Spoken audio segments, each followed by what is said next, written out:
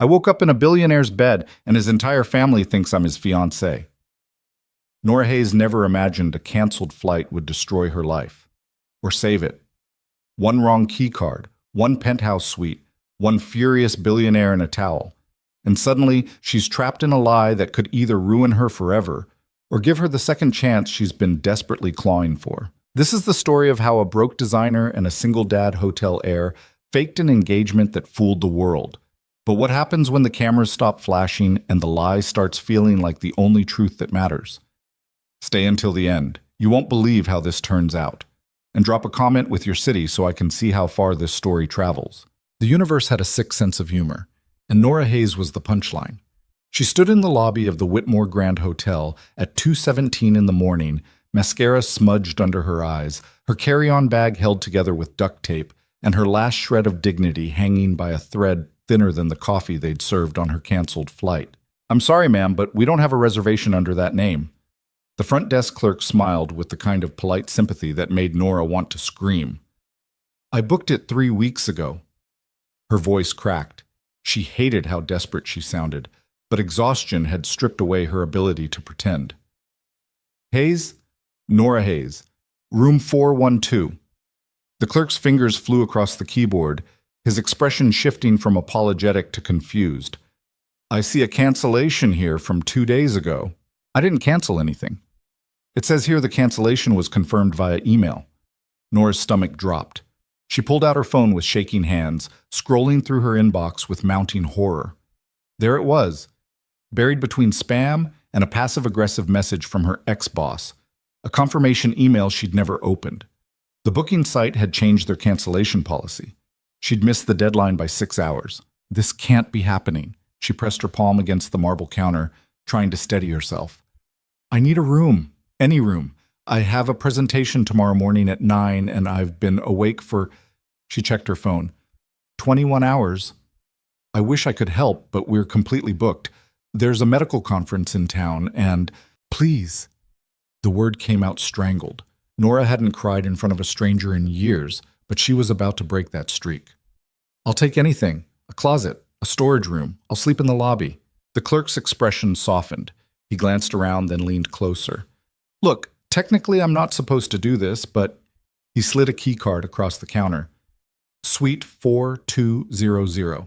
It's being held for a VIP guest, but they're not checking in until tomorrow afternoon. You can use it tonight, but you have to be out by 9 a.m., not a minute later."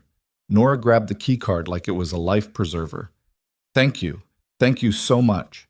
"Don't mention it. Seriously. Don't mention it. I could lose my job." She was already heading toward the elevator, dragging her pathetic excuse for luggage behind her. The wheels squeaked against the polished floor, announcing her poverty to everyone in earshot. Not that there was anyone around to judge her. The lobby was empty except for a night janitor and a couple making out near the fountain. The elevator climbed. Nora watched the numbers light up.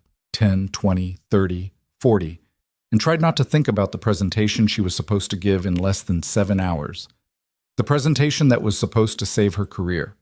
The presentation she'd spent 3 months preparing for, betting everything on this one chance to prove she wasn't a failure.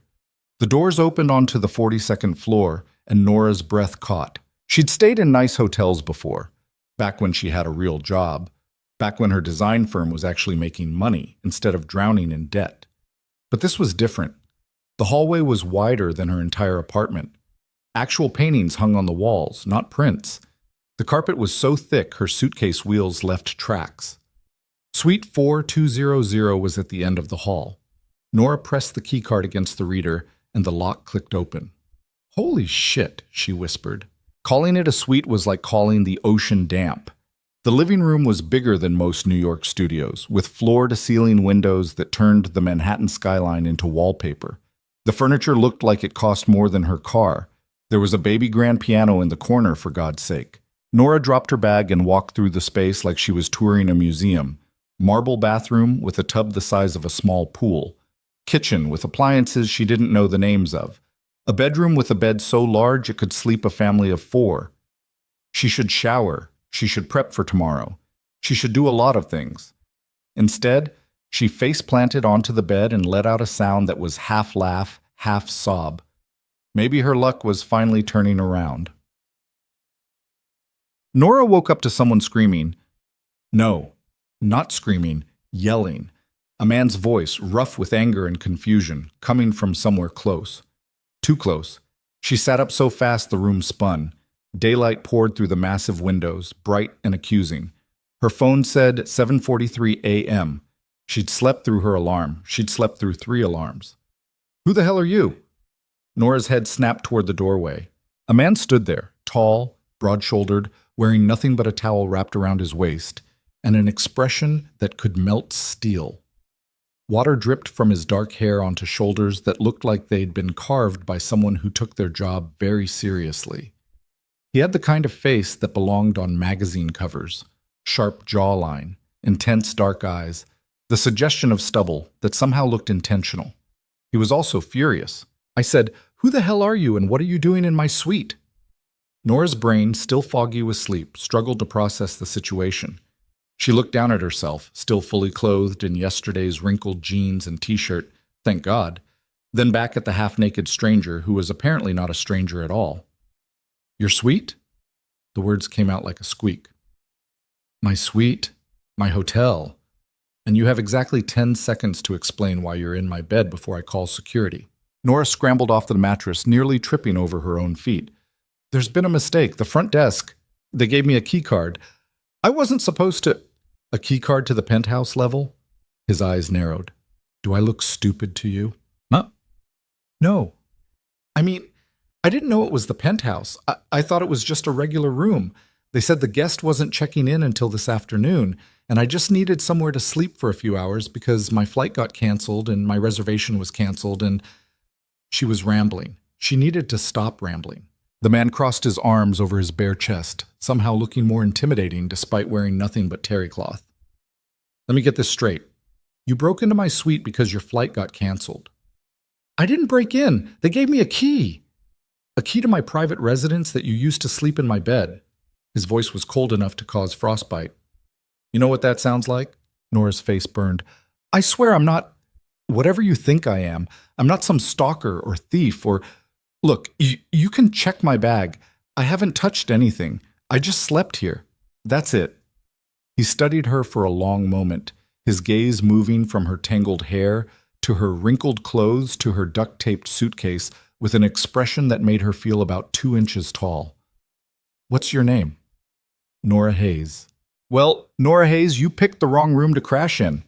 He moved toward the nightstand and grabbed his phone. "I'm calling security." "Wait!" Panic seized her chest. "Please don't. That desk clerk, the one who gave me the key, he was just trying to help. He'll lose his job if you report this. And I have a presentation in—" She checked her phone and felt her stomach drop. "Oh God, in 45 minutes. Please, I'll leave right now. You'll never see me again." "You're damn right about that." He was already dialing. Nora watched her entire future collapse in real time. She'd be escorted out of the building by security, which meant she'd miss her presentation, which meant she'd lose the contract she desperately needed, which meant her design firm would officially die, and she'd have to move back to Ohio and live in her mother's basement, and— The suite door burst open. A woman in her 50s swept in, all elegant silver hair and expensive perfume, followed by 2 younger people, a woman about Nora's age in a designer suit and a man who looked like a slightly softer version of the angry, half-naked guy. "Caleb, darling, I know you said you needed space, but we're family, and we simply can't let you—" The older woman stopped mid-sentence, her eyes landing on Nora. "Oh." Caleb, apparently that was his name, closed his eyes like he was praying for patience. "Mother, not now." "Who's this?" the woman in the suit asked, her tone sharp with curiosity. "Nobody," Caleb said. "A trespasser," Caleb's mother said at the same time, her expression shifting from surprise to something that looked almost like delight. Or what?" the younger man asked. Nora wanted to melt into the floor. 4 pairs of eyes were now staring at her, and she was acutely aware that she looked like she'd been dragged through a hedge backward, while Caleb looked like he'd stepped out of an expensive cologne ad. Caleb's mother moved closer, studying Nora with the intensity of an art appraiser. "You're wearing yesterday's clothes. Your hair is—" She gestured vaguely. "And you're clearly comfortable enough in my son's private suite to sleep here." "I can explain," Nora started.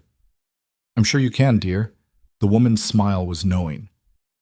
Caleb, why didn't you tell us you were seeing someone? I'm not. He's not, Nora said at the same time. Oh, please. The suited woman rolled her eyes. You don't have to hide it anymore. We already know. Know what? Caleb's voice had gone dangerously quiet. About the engagement, obviously. His mother clasped her hands together like this was the best news she'd heard all year. The press has been hinting at it for weeks, and I thought you were just being private, but now I see you were waiting for the right moment to tell the family. Nora's brain short-circuited. Engagement? There is no engagement, Caleb ground out. She broke into my suite. I've never seen her before in my life. Broke in? His mother laughed. Darling, she has bedhead and you're in a towel. You can't expect us to believe nothing is going on here. Nothing is going on here. The younger man, Caleb's brother, Nora was starting to piece together, grinned like he was watching his favorite TV show. This is amazing. Caleb Whitmore, commitment phobe extraordinaire, finally settling down. I'm not settling anywhere with anyone, Caleb snapped. Nora needed to leave. She needed to grab her bag and run out of this penthouse before the situation got any worse. But her feet seemed to have forgotten how to work. What's your name, dear? Caleb's mother had moved close enough that Nora could smell her perfume, something floral and expensive. Nora. Nora Hayes. Hayes. The woman tested the name like she was sampling wine. Any relation to the Connecticut Hayes family? I'm from Ohio. Oh. The temperature in the room seemed to drop several degrees. How quaint. The suited woman, sister, Nora guessed, stepped forward. Let me get this straight. You're not from money. You somehow ended up in Caleb's private suite, and we're supposed to believe this is all innocent? It is innocent. Nora's voice came out louder than she intended. I didn't know this was his suite. The hotel was booked, and a clerk gave me a key card to a room that was supposed to be empty, and I was so exhausted I just fell asleep. That's it. That's the whole story. That's the worst cover story I've ever heard, the sister said, because it's not a cover story. It's the truth. Enough! Caleb's voice cut through the chaos. Everyone out. Now. But darling, his mother started. Out! The family exchanged glances, some silent communication passing between them that Nora couldn't decipher. Finally, the brother shrugged. Fine. But we're talking about this later. He paused at the door. Nice to meet you, Nora from Ohio. I'm Marcus, by the way, and I have a feeling we're going to be seeing a lot more of you. They filed out, leaving Nora and Caleb alone in a silence so thick she could barely breathe. Caleb turned to face her, and the anger in his expression had been replaced by something worse. Cold, calculating assessment. How much? He asked. How much what? How much do you want to keep quiet about this? Nora's mouth fell open. Are you seriously trying to bribe me right now? Everyone has a price. I don't want your money. Her voice cracked with frustration. I want to leave and pretend this never happened and somehow salvage what's left of my morning. She grabbed her bag and headed for the door, moving fast before she could do something stupid like cry in front of this arrogant, towel-wearing asshole who thought she was some kind of gold digger. Wait! She didn't wait. She was already in the hallway, dragging her squeaking suitcase toward the elevator. Nora, wait! He'd followed her, still in the towel. In the hallway of one of Manhattan's most exclusive hotels, Caleb Whitmore was chasing her in a towel. The absurdity of it all almost made her laugh. What? She spun around. What could you possibly want now? You've already accused me of breaking and entering, implied I'm a prostitute, and tried to pay me off. What's left? Want to have me arrested? My family thinks we're engaged. That's not my problem. It will be when they leak it to the press. He ran a hand through his damp hair. My mother has connections to every major gossip column in the city. By noon, your face will be on page 6. Nora's blood ran cold. You're joking. I wish I was. He looked almost as miserable as she felt. The Whitmore family doesn't do anything quietly, and my mother has been trying to marry me off for years. She'll see this as proof that I've finally found someone. Then tell her the truth. I tried. She doesn't believe me. He paused. She doesn't want to believe me. They stood there in the hallway, staring at each other like two people who'd just realized they were standing at the edge of a cliff. I have a presentation, Nora said finally, in 30 minutes at the Meridian building. If I'm late, I lose everything. Caleb's expression shifted slightly. What kind of presentation? Interior design pitch. I'm trying to land a contract with Harlow Developments. It's my last shot at keeping my business alive. Something flickered across his face. Recognition, maybe, or calculation. Harlow Developments. They're building that new boutique hotel in Brooklyn. How did you... I know Richard Harlow. We went to Princeton together. He was quiet for a moment, thinking. What if I could help you? Nora laughed, bitter and sharp. Why would you help me? Because I need your help too. With what? Caleb looked back at his suite door, then at Nora, and she saw something in his eyes she hadn't expected. Desperation. My family is relentless. If they think I'm engaged, they'll want proof. They'll want to meet you, get to know you, plan a wedding. It'll be a nightmare. So tell them no. You don't understand what my family is like. They don't take no for an answer. But if you play along, just for a few days, just until I can find a way to convince them this was all a misunderstanding, I'll make sure you get that Harlow contract. Nora stared at him. You're insane. Probably, but I'm also serious. He met her eyes. 1 week.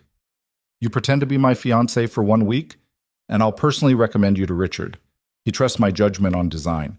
If I tell him you're talented, he'll listen. I don't need your charity. It's not charity, it's a business arrangement. He stepped closer, and Nora caught the scent of expensive soap. We both have problems. We can solve them together, or we can let my mother destroy both our lives by lunchtime. Your choice. Nora's phone buzzed. A reminder. Harlow presentation. 30 minutes. She thought about her empty bank account. Her overdue rent. The loan she'd taken out to keep her business afloat that was now suffocating her. The presentation she'd poured her heart into that might not even matter if she walked in there looking like she'd slept in an airport terminal. She thought about her ex-boyfriend telling her she'd never make it, her former business partner who'd bailed when things got tough, everyone who'd ever looked at her like she was foolish for dreaming too big. 1 week, she heard herself say. 1 week, Caleb confirmed, and you get me that contract. I'll do everything I can. It was a terrible idea. Nora knew it was a terrible idea, but terrible ideas were kind of her specialty at this point. Fine. She stuck out her hand. But we need ground rules. Caleb looked at her outstretched hand, then took it. His grip was firm and warm. Agreed. But first, you need to make that presentation. He checked his watch. And you're running out of time. 20 minutes later, Nora was standing in a different hotel room, this one an actual normal room on the 14th floor, trying to make herself presentable with the limited resources in her bag. Caleb had made one phone call, and suddenly she had access to a shower, clean towels, and a room service cart with coffee strong enough to restart her heart. He'd also sent up something else, a garment bag containing a suit that fit her perfectly. She'd stared at it for a full minute before texting him. How did you know my size? His response came immediately. I have 3 sisters and a very observant mother. I've learned to estimate. The suit was beautiful, charcoal gray with subtle pinstripes, tailored in a way that made her look professional and confident instead of desperate and drowning. Nora had no idea what it cost, but she was pretty sure it was more than her rent. She paired it with her own jewelry, a simple necklace her grandmother had given her, and the heels she'd packed that only hurt a little bit. Her hair was still damp, but she managed to twist it into something that looked intentional.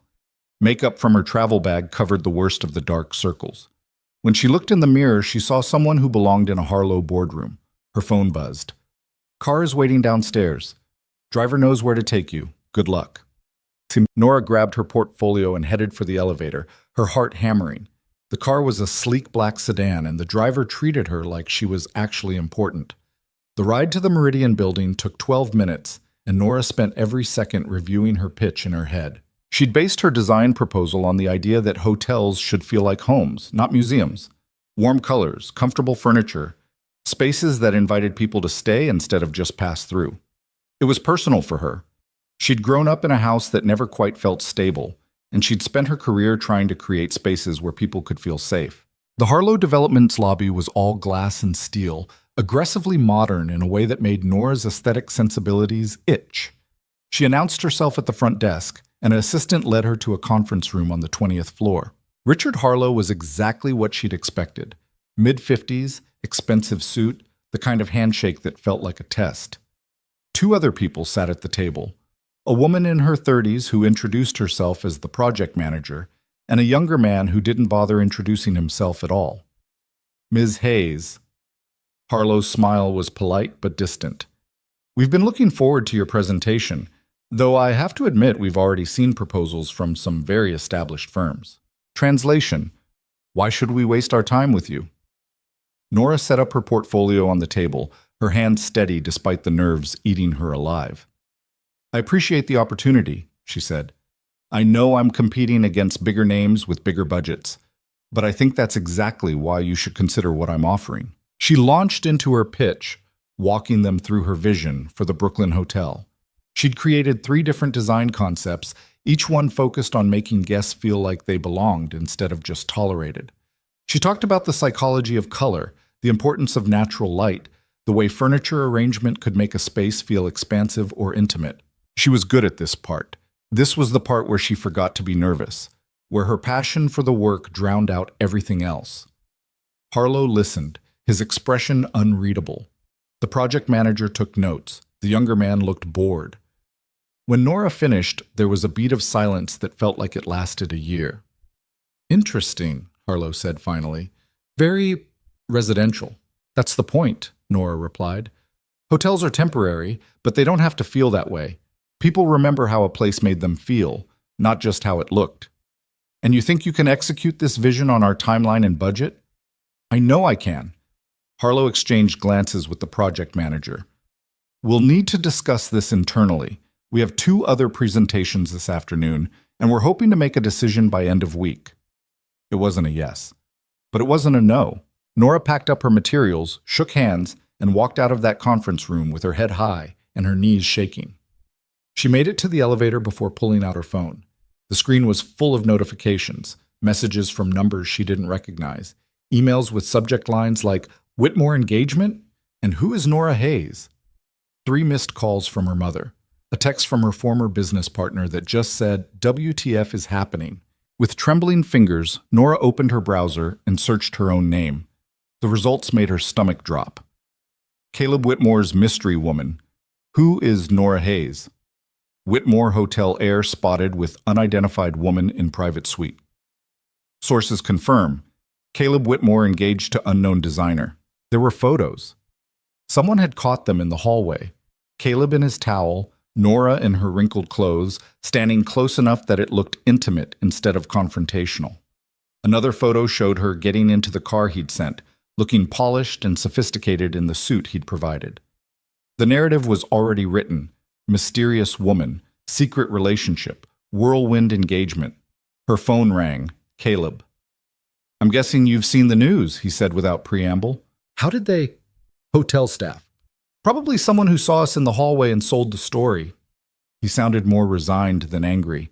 I tried to contain it, but once my mother started making calls, Nora leaned against the elevator wall, closing her eyes. This is a nightmare. It's manageable, but we need to talk in person. I just want to go home and hide under my blankets for the next decade. I'll send a car. I can take the subway like a normal person. Nora. His voice softened slightly. You're about to become the most talked about woman in Manhattan. The subway is not an option anymore. He was right, and she hated it. The car picked her up outside the Meridian building, and Nora spent the ride back to the Whitmore Grand scrolling through increasingly unhinged speculation about her identity. One gossip blog had already dug up her LinkedIn profile and was analyzing her education and work history like she was a political candidate. Another had found her college Facebook photos and was making cruel jokes about her freshman year haircut. This was insane. This was completely, utterly insane. Caleb met her in a private dining room on the hotel's top floor, thankfully fully clothed this time in dark jeans and a white button-down that probably cost more than her entire wardrobe. He'd ordered lunch, though Nora's stomach was too twisted to consider eating. I'm sorry, he said as soon as she walked in. I didn't think it would blow up this fast. Your mother works fast. She's had a lot of practice. He pulled out a chair for her. Sit, please. We need to figure this out. Nora sat, more because her legs were giving out than because she wanted to cooperate. There's nothing to figure out. We tell the truth. We explain it was all a misunderstanding. And how do you think that will sound? Sorry, everyone. The woman in my private suite at 7 in the morning was actually a complete stranger who broke in by accident. I didn't break in. The press won't care about the details. They'll just hear stranger in billionaire's bedroom and run with it. He poured her a glass of water. Right now the narrative is romantic, secret engagement, mysterious woman, love story. If we deny it, the narrative becomes sordid. One-night stand, gold digger, security breach. Nora took a long drink of water, trying to calm the panic rising in her chest. So what are you suggesting? We stick to the plan.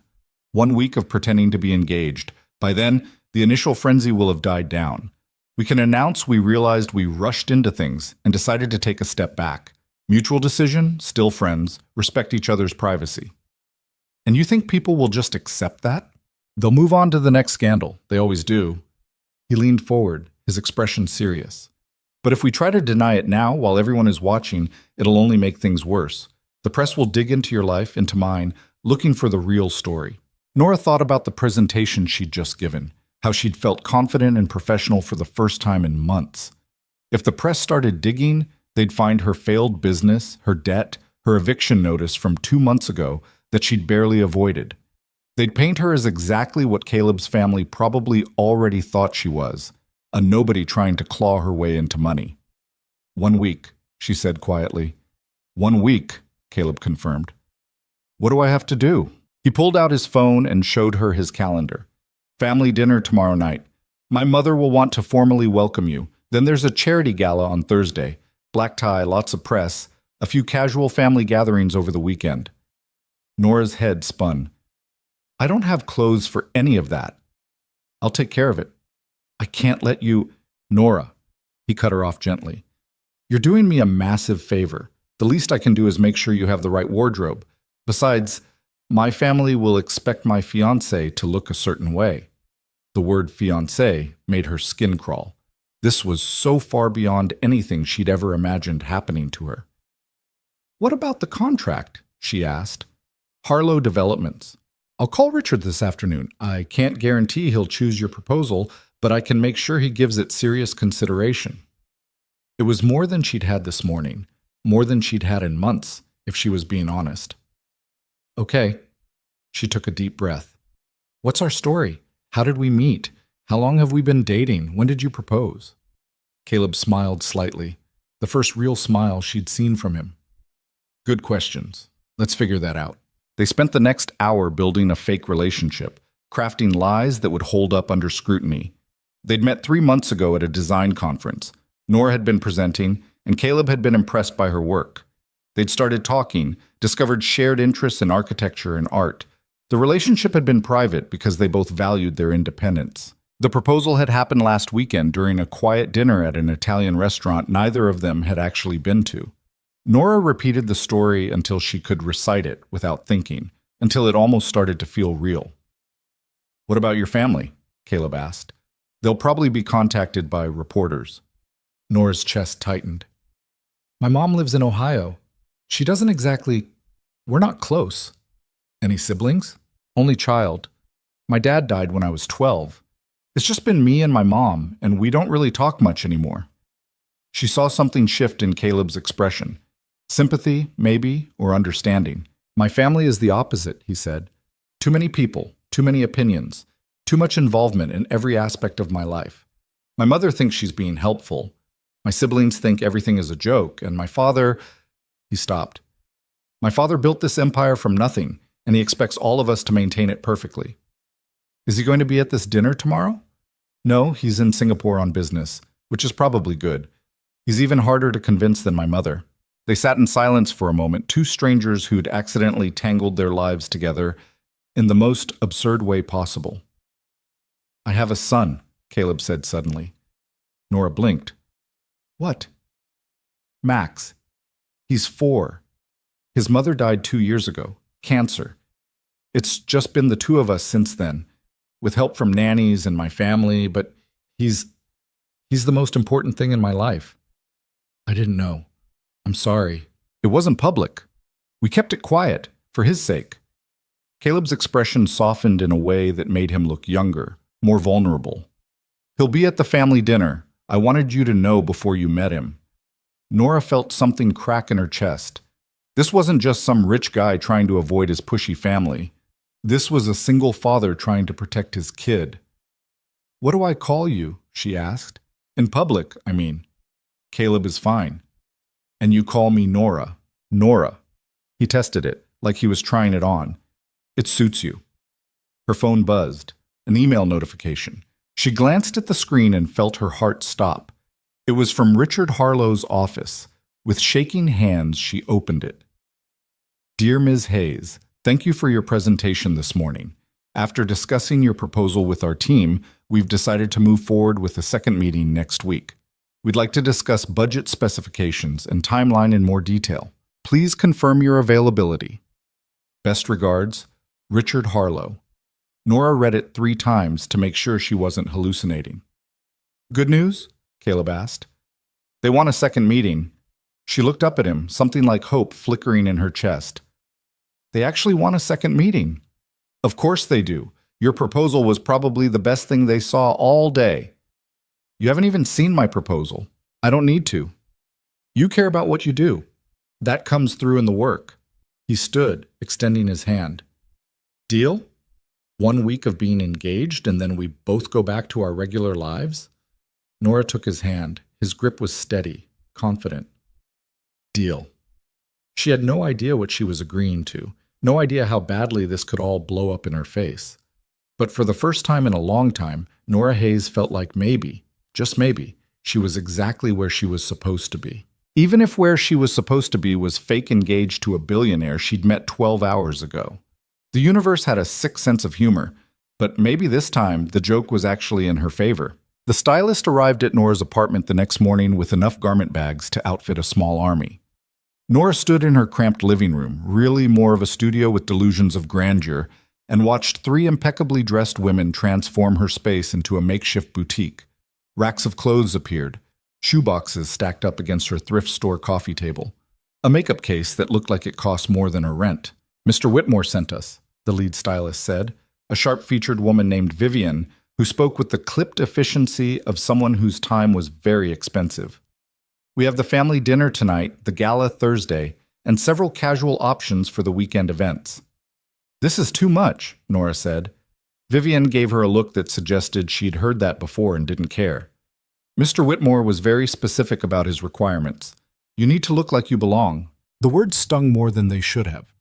Nora glanced around her apartment, the water stain on the ceiling she'd been ignoring for months, the kitchen that barely qualified as a kitchenette, the second-hand furniture she'd convinced herself was vintage instead of just old. She didn't belong in Caleb's world. Everyone could see it. "Let's start with tonight," Vivian continued, pulling out a dress that made Nora's breath catch. It was deep emerald green, elegant without being showy, with a neckline that suggested sophistication rather than trying too hard.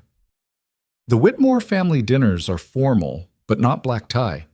This strikes the right balance. Nora touched the fabric. Silk. Real silk. Not the polyester imitation she usually bought. "How much does this cost?" "That's not your concern. It is if I'm supposed to wear it." Vivian's expression softened slightly. "Mr. Whitmore has an account with us. Everything has been handled. Your job is to wear it well." The next 2 hours were a blur of trying on clothes, being measured, having her hair and makeup done by women who treated her face like a canvas. Nora sat still and let them work, feeling less like a person and more like a doll being prepared for display. Her phone buzzed constantly. More press notifications. Her mother had finally gotten through, leaving a voicemail that Nora was too scared to listen to. Her former business partner sent a text that just said, "Call me, now." She ignored all of it. When Vivian and her team finally left, Nora stood in front of her bathroom mirror and barely recognized herself. The woman staring back looked polished, put together, like someone who might actually belong at a billionaire's family dinner. The illusion was perfect. Too bad it was just that, an illusion. Her phone rang. Caleb. "The car will be there at 6:30, he said. "We're expected at 7. I'm going to throw up. Please don't. That dress probably costs more than most people's cars." "Not helping," she heard him sigh. "You'll be fine. Just follow my lead, smile when appropriate, And don't let my mother intimidate you. Your mother terrifies me. She terrifies everyone. That's her superpower. A pause. Nora, if this is too much, it's too late for that. She looked at herself in the mirror again. I agreed to this. I'm not backing out now. Good. Because I already told Max he was meeting someone special tonight. Nora's stomach flipped. You told him about me? I told him I have a friend coming to dinner. He's 4. He thinks everyone is special. Caleb's voice softened. He's excited to meet you. That somehow made it worse. Lying to Caleb's pushy family was one thing. Lying to a 4-year-old who'd lost his mother was something else entirely. But she'd made a deal. And Nora Hayes didn't break her promises, even when they were based on complete fabrications. The car arrived exactly at 6:30. Nora grabbed her purse, a loan from Vivian's collection, because her usual canvas tote bag apparently wasn't suitable, and headed downstairs. The driver was the same one from yesterday. A quiet man in his 50s who treated her with the kind of respect usually reserved for people who actually mattered.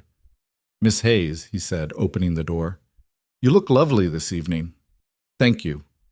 She slid into the back seat, trying not to wrinkle the dress.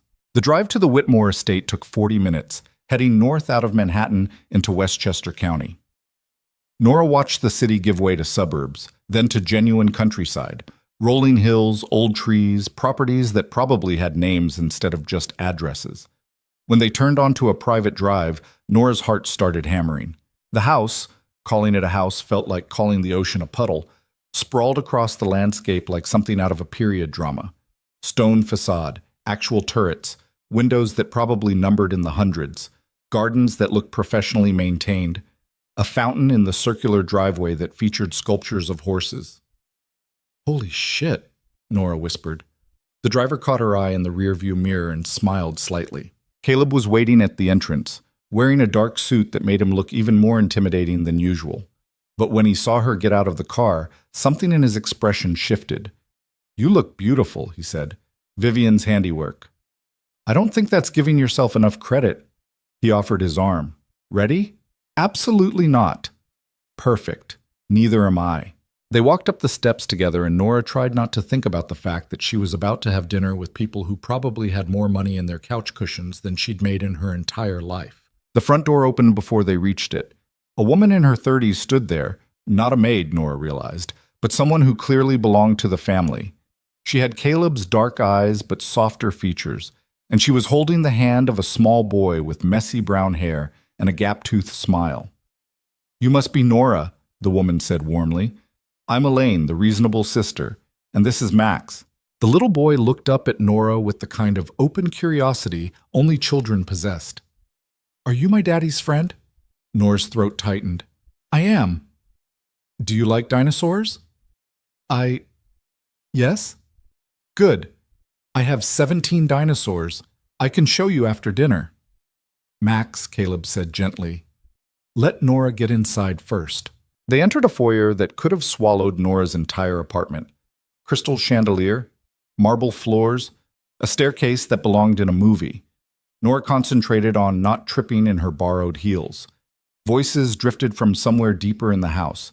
Laughter, the clink of glasses, the low hum of conversation among people who'd never had to worry about money. The family is in the drawing room, Elaine said. Fair warning. Mother has already had 2 glasses of wine, which means she's in interrogation mode. Fantastic, Nora muttered.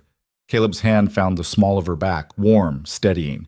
We don't have to stay long. 2 hours maximum. 2 hours? Think of it like a performance. You're playing a role. Nora had never been good at acting. She'd tried out for her high school play once and forgotten all her lines. But she didn't have a choice now. The drawing room, because of course they had a drawing room, was exactly as pretentious as Nora had feared. Expensive furniture arranged in conversation clusters, oil paintings that were probably worth more than most people's houses, windows overlooking gardens that belonged in a magazine. Caleb's mother sat in a high-backed chair like a queen holding court, wearing a cream-colored dress that probably cost more than Nora's car.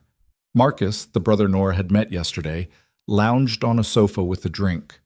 The sister in the designer suit, Victoria, Nora had learned from her frantic Googling, stood by the fireplace looking bored.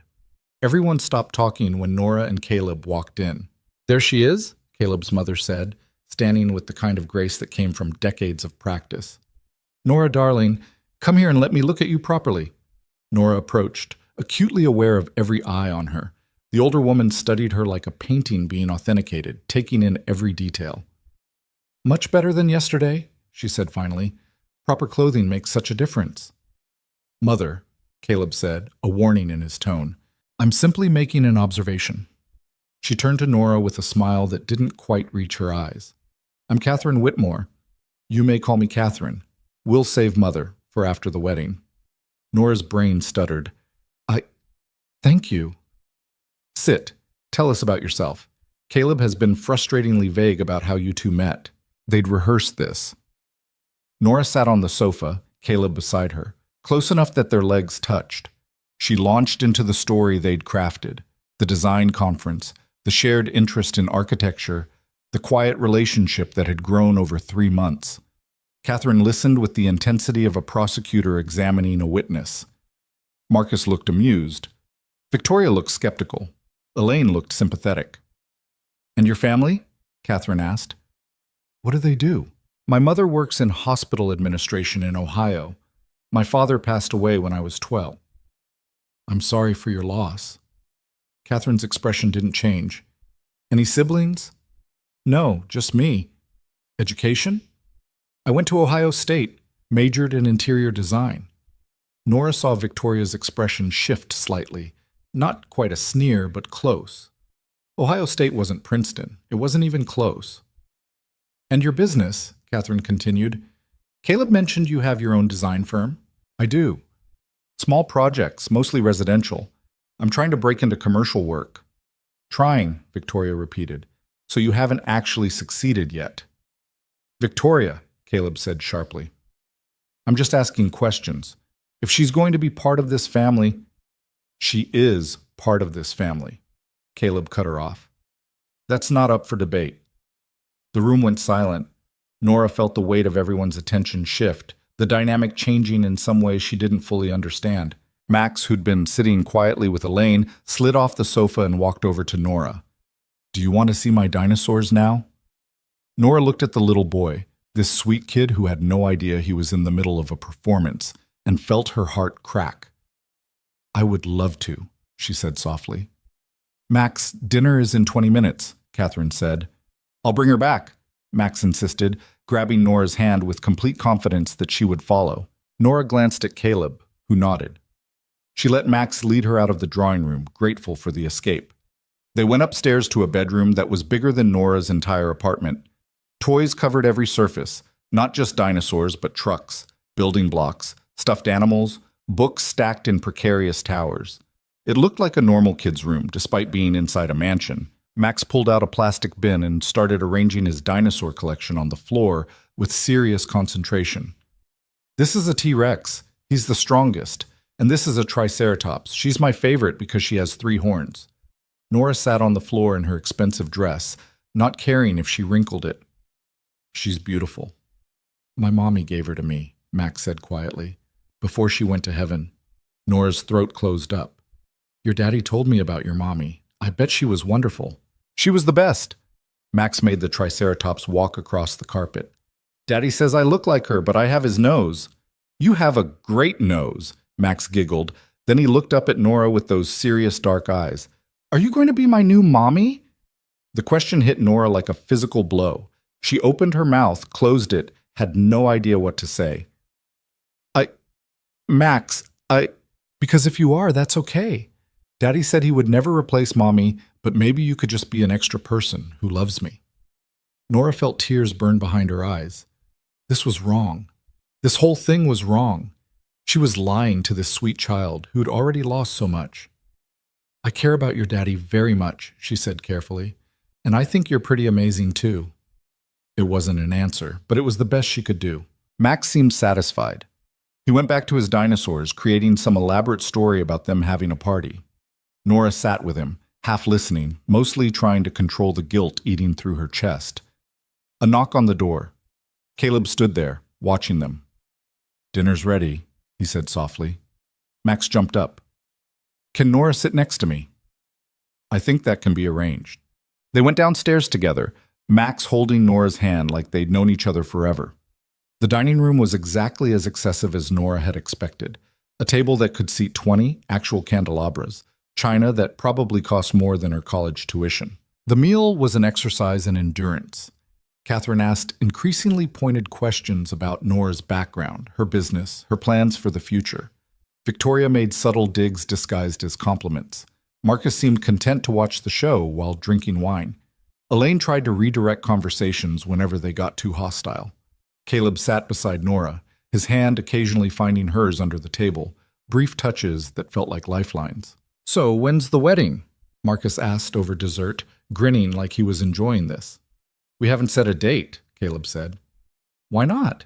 If you're engaged, might as well make it official." "We're taking our time," Nora heard herself say. "We want to make sure we do it right." Catherine's eyes sharpened. "How sensible.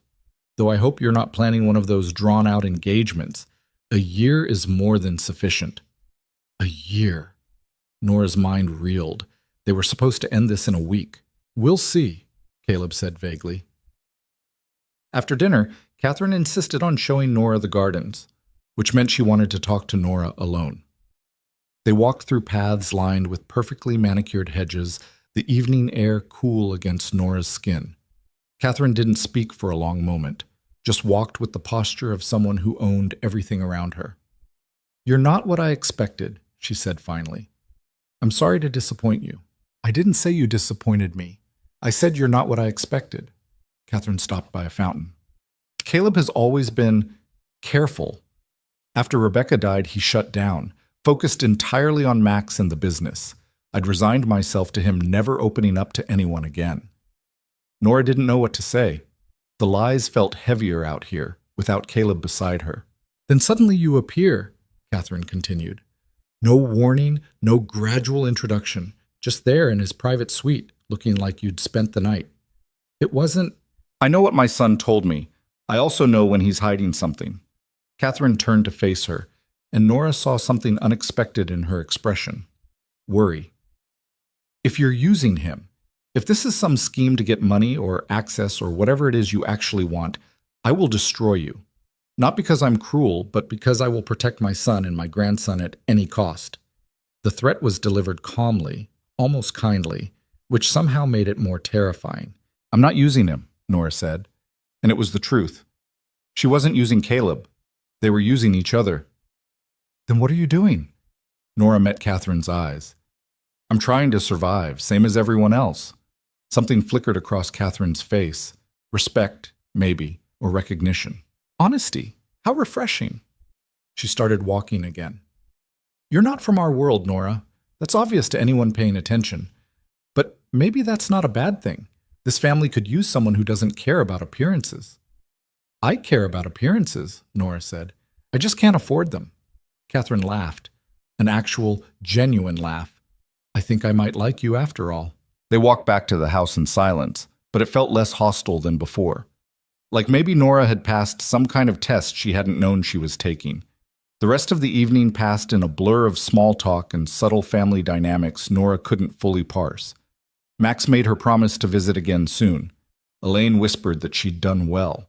Victoria remained cold but stopped actively attacking her. When the car finally took them back to Manhattan, Nora felt like she'd run a marathon. Caleb sat beside her in the back seat, quiet for a long moment. "You were amazing," he said finally. "Your mother threatened to destroy me. She threatens everyone. It's her love language. Your son asked if I was going to be his new mother." Caleb's expression cracked. "He did?" I didn't know what to say. I lied to him, Caleb. He's 4 years old, and I lied right to his face. "You didn't lie. You were kind. That's different." Nora turned to look at him. In the dim light of the car, he looked tired. Human. Not like the polished billionaire from the press photos. "What happens when this week is over?" she asked. "What do we tell Max?" "We'll figure it out." That's not an answer. It's the only one I have right now. The car pulled up outside Nora's building, shabby and small compared to where they'd just been. She reached for the door handle, then stopped. "Thank you," she said, "for the dress and the stylist and getting me through tonight without having a panic attack." "You don't need to thank me. We are partners in this, remember? Partners. Such a clinical word for whatever this was becoming. Nora got out of the car and walked up to her apartment, aware of Caleb watching until she was inside. She locked the door, kicked off the heels that had been slowly killing her feet, and finally let herself breathe. Her phone was full of messages. Her mother, increasingly frantic. Friends she hadn't heard from in years suddenly very interested in her life. Reporters asking for comments. She ignored all of them and collapsed on her couch. This was only day 2. She had 5 more days of this performance. 5 more days of lying to people who were starting to feel like more than just marks in a con. 5 more days of pretending to be someone she wasn't. The problem was, Nora was starting to forget which parts were pretend and which parts were becoming dangerously real. The next 2 days passed in a haze of preparation and panic.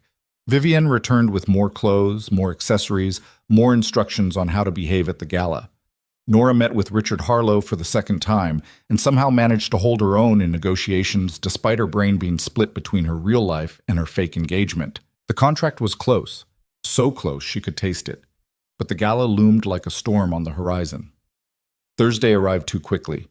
Nora spent the entire day being pampered within an inch of her life: hair, makeup, nails, everything attended to by professionals who worked with the efficiency of a pit crew. The dress Vivienne had selected was stunning. Midnight blue, floor length, with a neckline that suggested elegance without screaming for attention. When Nora looked at the mirror, she saw a stranger, a beautiful stranger who looked like she belonged in magazines. The car picked her up at 6. Caleb was already inside, wearing a tuxedo that made him look like he'd stepped out of a cologne ad. He did a double take when she slid in beside him. "Wow," he said. "Vivienne's work again." "No, this is all you." Nora felt heat creep up her neck. "You clean up pretty well yourself." "I try." They rode in silence for a moment. The tension different than before, less hostile, more something else. Something Nora didn't want to examine too closely. "Are you ready for this?" Caleb asked. "Define ready." "Can you smile and make small talk for 3 hours without having a breakdown?" "Probably not." "Perfect. You'll fit right in." The gala was at the Metropolitan Museum of Art, because of course it was. Red carpet, photographers, actual celebrities mixing with New York's elite. Nora watched through the car window as they pulled up, her stomach churning. "We don't have to do this," Caleb said quietly. "I can have the driver take us somewhere else." And waste Vivienne's masterpiece? Absolutely not. She was joking, but barely. The truth was, backing out now would make everything worse. They'd committed to this story. They had to see it through. Caleb got out first, then offered his hand to help her out of the car. Nora took it, and suddenly they were in front of cameras, flashbulbs exploding like fireworks. "Caleb, over here! Who's your date?" "Nora, look this way." She'd seen this in movies, but nothing prepared her for the reality. The noise, the lights, the way everyone was shouting at once. Caleb's arm around her waist was the only thing keeping her grounded. "Just smile," he murmured. "We're almost through." They walked the red carpet together, stopping for photos, Caleb introducing her to people whose names Nora immediately forgot. She smiled until her face hurt, said, "Nice to meet you," at least 40 times, and tried not to trip in her heels. Inside, the museum had been transformed into something from a fairy tale. String quartet playing in the corner, champagne flowing freely, people in designer gowns and custom tuxedos air-kissing and networking. Nora grabbed a glass of champagne and downed half of it in one go. "Easy," Caleb said, amused. "I need alcohol to survive this. At least pace yourself. We have 3 more hours." A woman in a red dress approached, mid-40s, perfectly styled, with the kind of confidence that came from never being told no. "Caleb Whitmore, I was starting to think you'd become a hermit." "Amanda, good to see you." "And this must be the mysterious fiancé everyone's talking about." Amanda turned her attention to Nora with the focus of a laser. "Nora Hayes, right? I've been reading all about you." "Don't believe everything you read," Nora said. "Oh, I don't, but the photos don't lie. You're stunning." Amanda's smile was sharp. "How did you two meet?" Nora launched into their rehearsed story, but Amanda's eyes never left her face, analyzing every word, every expression. "A design conference? How romantic!" Amanda sipped her champagne. "And you're a designer? Interior, right?" That's right. I might have to hire you. I'm renovating my Hamptons house, and I could use someone with fresh eyes. It was a test. Nora recognized it immediately. Amanda wanted to see if she was actually good at her job or just a pretty face attached to a billionaire. I'd be happy to discuss it, Nora said smoothly. Though I should warn you, I tend to challenge my clients' assumptions. If you're looking for someone who'll just do whatever you want, I'm not your designer. Amanda laughed, delighted. Oh, I like her. Caleb, where have you been hiding this one?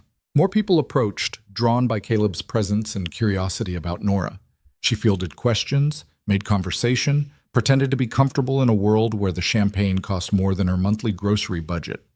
Caleb stayed close, his hand occasionally touching her back, her arm grounding her. They moved through the room together like dancers who'd practiced this routine for years instead of days. "You're doing great," he whispered during a brief moment alone. "I'm dying inside." You hide it well. Someone clinked a glass. Time for speeches. The head of the charity droned on about their mission and donors. Nora's attention drifted until Caleb's name was mentioned. And of course, we're grateful for the Whitmore family's continued support. Caleb, would you say a few words? Caleb squeezed Nora's hand once, then walked to the small stage. He looked completely at ease up there, speaking without notes about the charity's work, making people laugh with well-timed jokes. This was his world. He'd been born into it, trained for it. Nora watched him and felt the gulf between them stretch wider than ever. After the speech, dinner was served. Nora found herself seated between Caleb and an older man who introduced himself as a venture capitalist. The conversation turned to business, investments, opportunities. Nora mostly stayed quiet, focusing on not using the wrong fork. But then the venture capitalist turned to her. "So, Nora, Caleb tells me you're in commercial design now. What's your approach?" Nora blinked, surprised. "My approach?" "To design. Your philosophy." She hadn't expected anyone to actually care about her work, but the man seemed genuinely interested, and Nora found herself talking about how spaces should serve people instead of just impressing them, about the psychology of color and light, about creating environments that felt like home even in commercial settings. The venture capitalist listened, nodded, asked thoughtful questions. By the end of the conversation, he'd handed her his card. "Call my office. I'm developing a boutique hotel in Soho, and I think you might be exactly what we need." Nora took the card with shaking hands. "Thank you." After he walked away, Caleb leaned close. "See? I told you that you were good at this." "I wasn't doing anything. I was just talking about work." "That's the point. You're passionate about what you do. People respond to that." The evening continued. Dancing, more champagne, endless networking. Nora's feet screamed in her heels, but she kept smiling, kept playing the role. Around midnight, Caleb suggested they slip out early. Nora agreed before he could change his mind. They escaped through a side entrance, avoiding the remaining press. The car was waiting, and Nora collapsed into the back seat with a groan. "I'm never wearing heels again," she declared. "You say that now, but there's another event Saturday. Kill me." Caleb laughed, a real laugh, not the polished chuckle he used at the gala. "You were incredible tonight. I mean it." "I barely said anything." "You didn't have to. You just being there, being yourself, it was enough." He paused. "Thank you." "For what?" "For not making me do this alone." Something in his voice made Nora turn to look at him. In the dim light of the car, he looked vulnerable again. Tired. The mask he wore for the cameras had slipped. "It's not as fun as it looks, is it?" she asked. "The galas, the attention, all of it." "It's exhausting. I do it because I have to, because it's expected, because the family business requires maintaining certain relationships. But I hate it." "Then why do you do it?" "Because Max's future depends on this company staying strong. Because my father built something that employs thousands of people. Because walking away would be selfish." He met her eyes. "But sometimes I think about what it would be like to just stop, to do something different." "Like what?" "I don't know, something that matters, something real." Nora understood that feeling more than she wanted to admit. The weight of expectations, the fear of letting people down, the sense that you were trapped in a life you never actually chose. "What about you?" Caleb asked. "If you could do anything, what would it be?" Nora thought about it. "I'd design spaces for people who actually need them, Not luxury hotels for rich tourists, community centers, shelters, affordable housing, places that make a real difference. Why don't you? Because those projects don't pay enough to keep my business alive. So I chase commercial contracts and hope I can make enough money to eventually do the work I actually care about. They looked at each other for a long moment, two people trapped in lives that didn't quite fit, pretending to be something they weren't. "We're quite a pair," Caleb said softly. "Yeah, we really are." The car pulled up outside Nora's building. She reached for the door, then hesitated. "Caleb? Yeah? After this week? After we end the engagement? Are we just going to pretend we never knew each other?" He was quiet for so long, Nora thought he wasn't going to answer. "I don't know," he said finally. "I haven't thought that far ahead." Nora nodded, got out of the car, and walked up to her apartment without looking back. Inside, she stripped off the dress, washed off the makeup, and stood in her bathroom staring at her reflection. The designer was gone. Just Nora remained, broke, exhausted, and dangerously close to caring about someone she was supposed to be conning. Her phone buzzed, a text from Caleb. "You forgot this." An image appeared, the venture capitalist's business card sitting on the car seat. Another text. "I'll have the driver bring it by tomorrow." And Nora? Tonight wasn't pretend. Not entirely. Nora stared at the message for a long time, her heart doing something complicated in her chest. She didn't text back. Didn't know what to say. Because Caleb was right. Somewhere between the fake story and the real conversations, between the staged photos and the genuine moments, the line between performance and reality had started to blur, and Nora had no idea what to do about it. The business card arrived the next morning with a handwritten note from Caleb. "Don't forget to call him. You earned this one on your own." Nora held the card and the note for a long time, sitting at her kitchen table with cold coffee and the kind of exhaustion that came from sleeping badly. She'd spent half the night replaying Caleb's text, the other half trying to convince herself it didn't mean anything. Tonight wasn't pretend. Not entirely. What the hell was that supposed to mean? Her phone rang, Richard Harlow's office. Nora answered on the second ring, her heart in her throat. "Ms. Hayes, Mr. Harlow would like to move forward with your proposal. We'd like to schedule a meeting to discuss the contract terms." Nora almost dropped the phone. "Yes, absolutely. When?" "Monday afternoon work for you?" "Monday is perfect." She hung up and just sat there, staring at nothing. She'd done it. Actually done it. The contract she'd been chasing for months was finally within reach. And she had no idea how much of it was her talent and how much was Caleb's influence. The thought made her stomach turn. Her phone buzzed again. A text from an unknown number. "This is Elaine, Caleb's sister. Brunch tomorrow at the estate, 11 a.m. It's a family thing, but Mother insists you come. Sorry in advance." Nora typed back. "I'll be there." Another text, this time from Caleb. "You don't have to go if you don't want to. I can make an excuse." Nora stared at the message. Part of her wanted to take the out, to have a day where she wasn't performing. But another part, the part that was getting dangerously comfortable in this role, wanted to see him again. "I'll be there," she replied. The response came immediately. "Thank you." "And Nora, congratulations on Harlow. You did that yourself." She wanted to believe him. Saturday morning arrived with rain that turned Manhattan gray and miserable. Nora dressed in one of the casual outfits Vivian had left. Designer jeans that actually fit, a cream sweater that probably cost more than her winter coat, ankle boots that didn't make her feet scream. She looked at herself in the mirror and saw someone who could almost pass for belonging. Almost. The drive to Westchester felt longer in the rain. Nora watched water streak across the car windows and tried to prepare herself for another round of Whitmore family dynamics. At least this time she knew what to expect. Except she didn't. Not really. When she arrived, the house looked different in daylight. Less intimidating, more like an actual home instead of a museum. Elaine met her at the door, looking relieved. "Thank God you're here. Mother's in rare form today, and Victoria brought her new boyfriend, who's somehow even more insufferable than the last one." "Sounds delightful." "Oh, it's a nightmare. Come on, everyone's in the sunroom." The sunroom was exactly what it sounded like. A glass-enclosed space overlooking the gardens, filled with plants and comfortable furniture that actually looked used. Catherine presided over a table laden with food that could have fed 20 people. Marcus was sprawled in a chair with a Bloody Mary. Victoria sat with a man in his 40s who wore too much cologne and kept checking his phone, and Caleb was on the floor, building a Lego castle with Max. He looked up when Nora walked in, and something in his expression softened. "You made it." "Barely. The rain was murder." Max scrambled up and ran over to her. "Nora, you're here. Do you want to help with the castle? It's supposed to have a dragon, but we can't find the dragon." "I would love to help find the dragon." Catherine watched this interaction with an expression Nora couldn't quite read. "Nora, darling, come sit. Have some food. You look thin."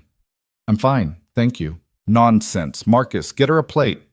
Marcus rolled his eyes but complied, piling food onto a plate like he was feeding an army. Nora took it and sat beside Caleb on the floor, which seemed to amuse everyone except Victoria.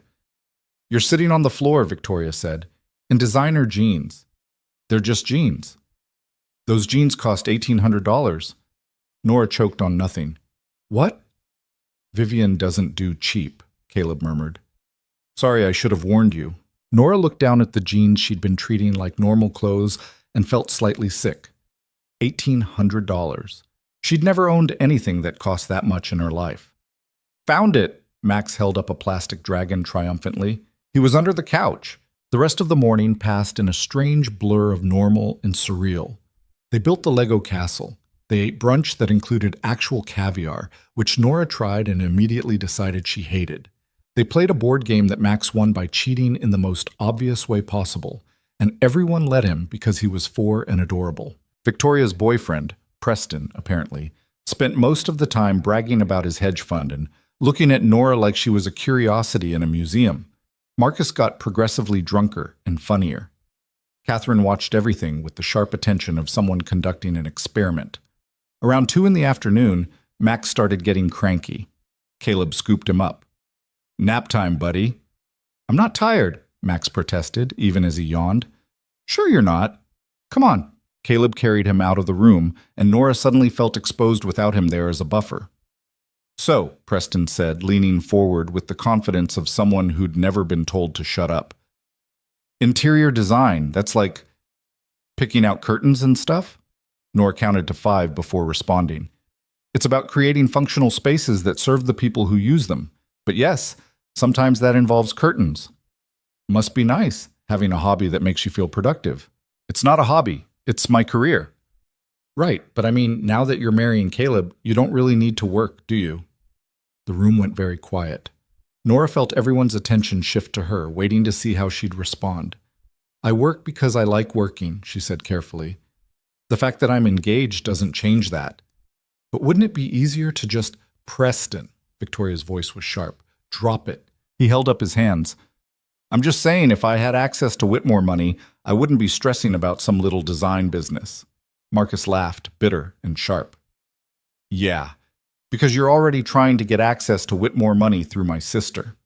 "That's not—" "Everyone knows why you're here, Preston. You're about as subtle as a brick." Victoria stood up, her face flushed. "We're leaving." "Vicky, come on, we're leaving, now." They left in a storm of tension, Preston still trying to explain himself. As soon as they were gone, Marcus raised his glass. "And that's why I stay single. Dating is a nightmare." "You stay single because you have commitment issues," Elaine said. "Same thing." Catherine sighed, setting down her teacup with deliberate precision. "Nora, dear, would you join me for a walk? I'd like to discuss something with you privately." It wasn't a request. They put on coats and walked through the gardens, despite the rain, sharing an umbrella that Catherine wielded like a weapon. They walked in silence for several minutes, just the sound of rain on fabric and Nora's heart hammering in her chest. "I had you investigated," Catherine said finally. Nora stumbled. "What? Please. You appear out of nowhere, claiming to be engaged to my son, and you thought I wouldn't look into your background." Catherine kept walking, not even glancing at Nora. "I know about your business debts, the eviction notice you barely avoided, your mother who you haven't spoken to in 3 years, the ex-boyfriend who embezzled from your company and left you holding the bag." Nora felt like she'd been punched. "You had no right." "I had every right. You're involved with my son and my grandson. I will protect them by any means necessary." Catherine stopped, turning to face her. What I found was interesting. You're broke, desperate, barely keeping your head above water. The perfect target for someone looking to marry into money. I'm not finished. Catherine's voice could cut glass. What I also found was that, despite everything, you've never once tried to exploit your situation. You haven't sold your story to the tabloids, even though they'd pay handsomely. You haven't posted on social media looking for attention. You haven't asked Caleb for money, even though you clearly need it. And yesterday, when you had the chance to use his name to impress that venture capitalist, you didn't. You talked about your work like it mattered, not like it was a ticket to something bigger. Nora didn't know what to say. So either you're playing a very long game, Catherine continued, or you're genuinely not interested in the Whitmore fortune, which makes you either very smart or very stupid, and I haven't decided which yet. I don't want Caleb's money, Nora said quietly. I never did. Then what do you want? The question hung in the rain-soaked air. Nora thought about all the lies she'd told, all the performances she'd given. But standing here, being confronted with the truth of who she actually was, the lies felt impossible to maintain. I want to build something that matters, she said. I want to prove that I'm not a failure. I want... She stopped, surprised by the emotion in her throat. I want to stop feeling like I'm drowning. Catherine studied her for a long moment. You remind me of myself at your age. Hungry, determined, terrified of not being enough. You? Why do you think I married Caleb's father? I came from nothing, Nora. I worked my way up from a secretary position to CFO of a company I didn't even own. I married Richard Whitmore because he saw something in me beyond my background, and I saw something in him beyond his money. We built an empire together. Nora had never considered that Catherine might have her own story, her own struggles. My son cares about you, Catherine said. I see it in the way he looks at you, the way he stays close when you're in a room full of people, the way he defended you to Victoria without hesitation. She paused. I also see the way you look at him when you think no one's watching. Nora's chest tightened. Don't lie to me. I'm giving you a chance to be honest. The rain fell harder. Nora pulled the coat tighter around herself. I don't know what this is, she admitted. It started as something else, but now I don't know what it is anymore. That's the most honest thing you've said since we met. Catherine started walking again, and Nora followed. Let me give you some advice. This family will eat you alive if you let them. They'll judge you, test you, try to find your breaking point. But if you can survive that, if you can be yourself despite all of it, they'll respect you, maybe even accept you. And if I can't, then you'll end up like Preston, trying to be something you're not, and failing miserably at it. They walked back to the house in silence. When they reached the door, Catherine touched Nora's arm. One more thing. Max already loves you. I see it in how he lights up when you arrive. So whatever this is between you and Caleb, be careful. Because if you break that little boy's heart, I won't need to destroy you. You'll destroy yourself. The words hit harder than any threat. Inside, Caleb was coming down the stairs. He took one look at Nora's face and his expression shifted. What happened? Just a chat, Catherine said smoothly. Girl talk. I'm sure you wouldn't understand. She swept past them into the drawing room, leaving Nora and Caleb alone in the foyer.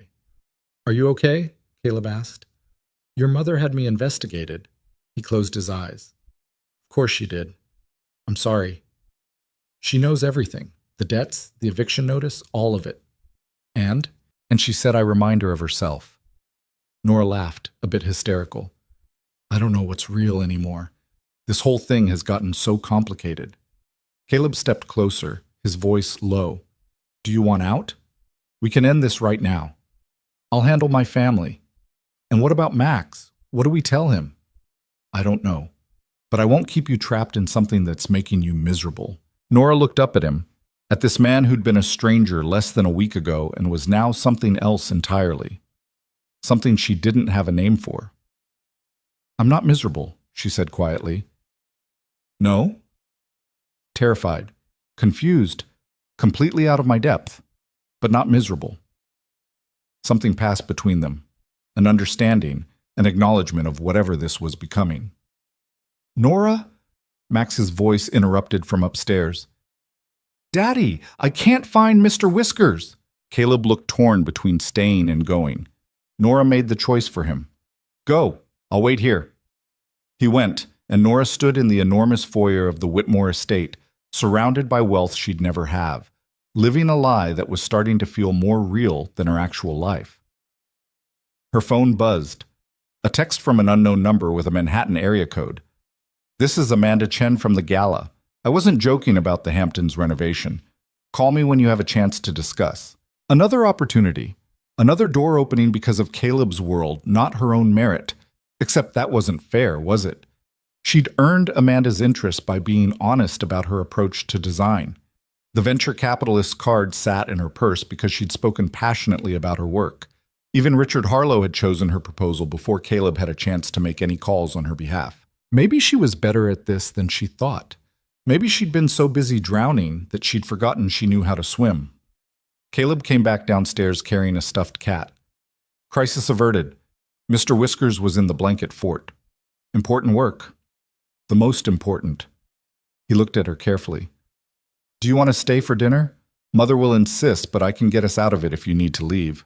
Nora thought about her empty apartment, the weekend stretching ahead with nothing but her own thoughts for company.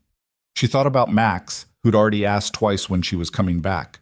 She thought about this strange family that was starting to feel less strange and more like somewhere she could maybe, possibly, belong. "I'll stay," she said. Relief crossed Caleb's face. "Good. Because I need backup against Marcus when he gets drunk enough to start telling embarrassing stories about my college years." Dinner was chaotic in a way Nora was starting to recognize as normal for the Whitmores. Max insisted on sitting between Nora and Caleb, narrating every bite of food like he was a food critic. Marcus did indeed start telling embarrassing stories, including one about Caleb getting stuck in a tree at his own graduation party.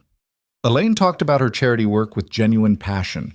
Catherine presided over it all with the satisfied expression of someone watching a play they'd directed. Nora found herself laughing more than she'd laughed in months. Real laughter, not the polite kind she used at business meetings. After dinner, while Catherine and Elaine were handling something in the kitchen, Marcus cornered Nora on the terrace. "Can I ask you something?" he said. "Do I have a choice?" "Not really." He leaned against the railing, studying her. "Are you actually in love with my brother?" Nora's heart stopped. I'm not trying to catch you in a lie. I'm genuinely asking." Marcus's usual humor was gone, replaced by something serious. "Caleb hasn't let anyone get close since Rebecca died. Not romantically, barely even platonically. He turned himself into this closed-off workaholic who only came alive around Max. And then suddenly you appear, and he's different." "Different how?" "Lighter. Like he's remembering how to be a person instead of just a father and a CEO." Marcus paused. "I don't care how you two met or what the real story is. What I care about is that my brother is happy for the first time in years. So I'm asking, are you going to break his heart?" Nora felt the weight of the question settle over her. "I don't want to hurt him." "That's not the same as saying you won't." "I know."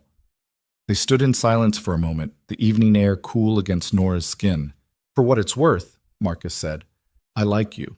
You're not impressed by the money, you're not fake, and you can keep up with this family's particular brand of insanity. That's rare."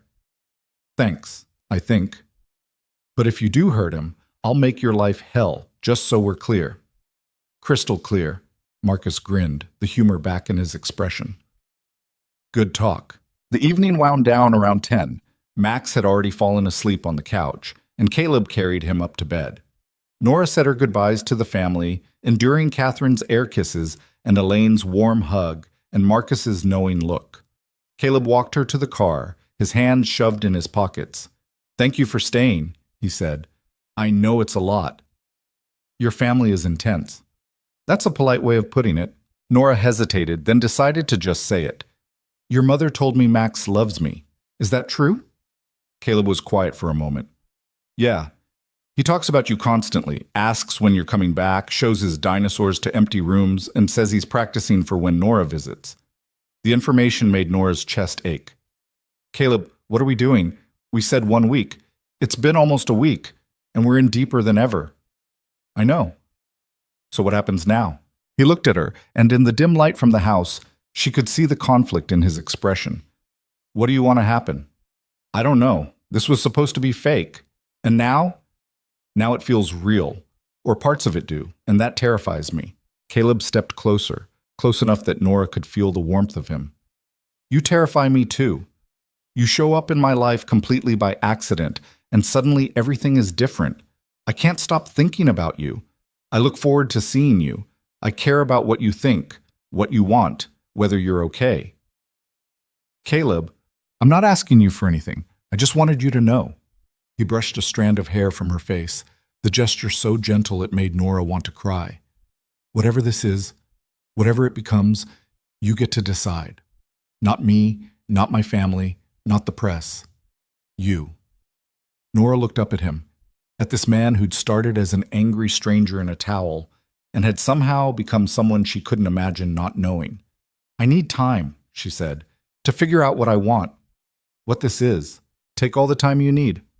He kissed her forehead, chaste, sweet, nothing like the kiss people would expect from an engaged couple.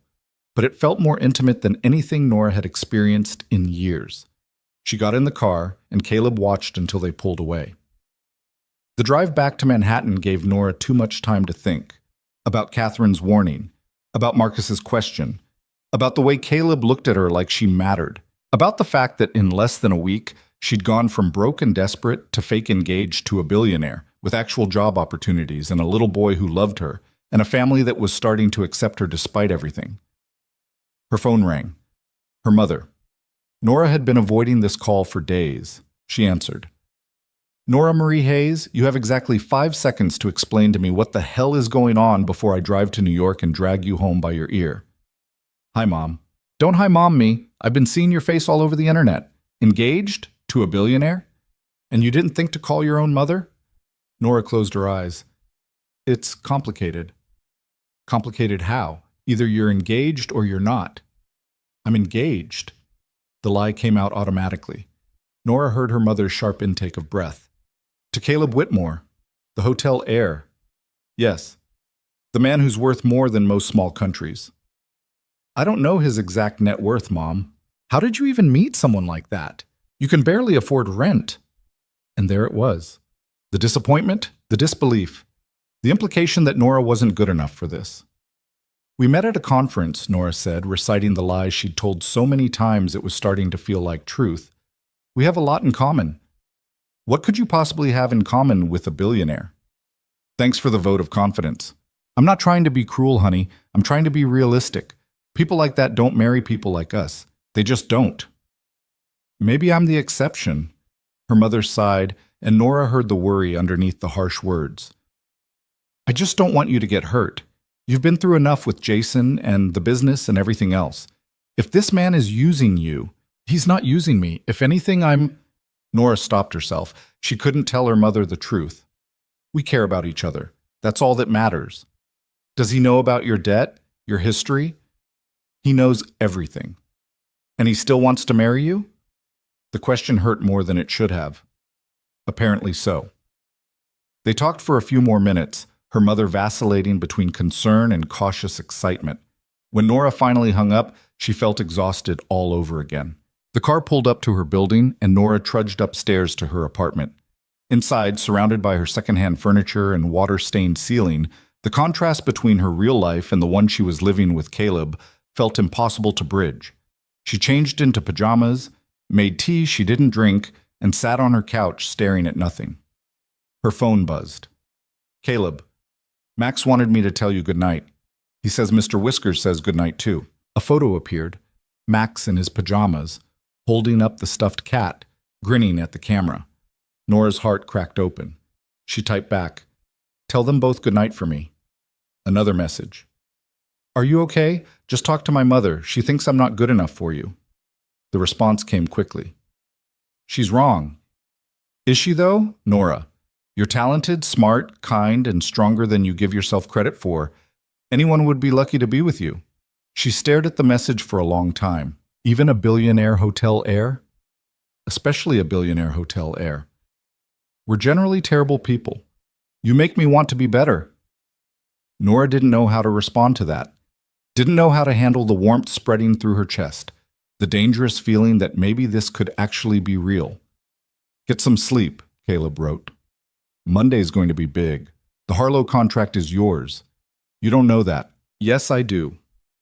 Because you're brilliant, and Richard Harlow isn't stupid enough to pass on someone brilliant. Nora set her phone down and let herself cry. From exhaustion, from stress, from the overwhelming feeling of being seen by someone who had no reason to see her at all. Tomorrow, she'd figure out what to do about the engagement, about her feelings, about the increasingly complicated reality of her life. Tonight, she'd let herself believe that maybe her mother was wrong. Maybe she was exactly good enough. Monday morning arrived with the kind of sunshine that felt like a taunt. Nora stood in front of her closet, staring at the row of borrowed clothes that now made up half her wardrobe, and felt the weight of what she was about to do. The Harlow contract meeting was at 2. She had 5 hours to prepare, to rehearse, to convince herself she deserved this. Her phone rang. Caleb. "How are you feeling?" he asked. "Like I'm going to throw up." That's normal before big meetings.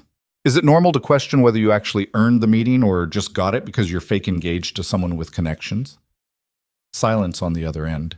Then, "Nora, we need to talk about that." "About what?" "About whether this is still fake." Nora's heart stopped. "Caleb, I know what we agreed. 1 week, then we're done. But it's been a week, and I don't want to be done." He paused, and she could hear the vulnerability in his voice. "Do you?" She sat on her bed, gripping the phone like a lifeline. "I don't know what I want anymore." "That's not a no. It's not a yes either. Can we talk about this? In person, after your meeting? I need to focus on the contract right now. I know, I'm sorry, I shouldn't have."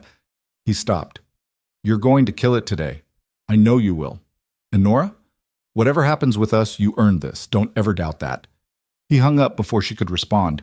Nora spent the next 4 hours preparing until she could recite her proposal in her sleep. She dressed in one of Vivian's power suits, did her makeup carefully, tried to look like someone who belonged in a boardroom instead of drowning in debt. The car Caleb sent picked her up at 1:30. She didn't argue about it anymore.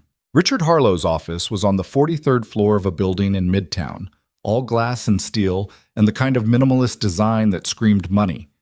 His assistant led Nora to a conference room where Harlow waited with his project manager and a lawyer.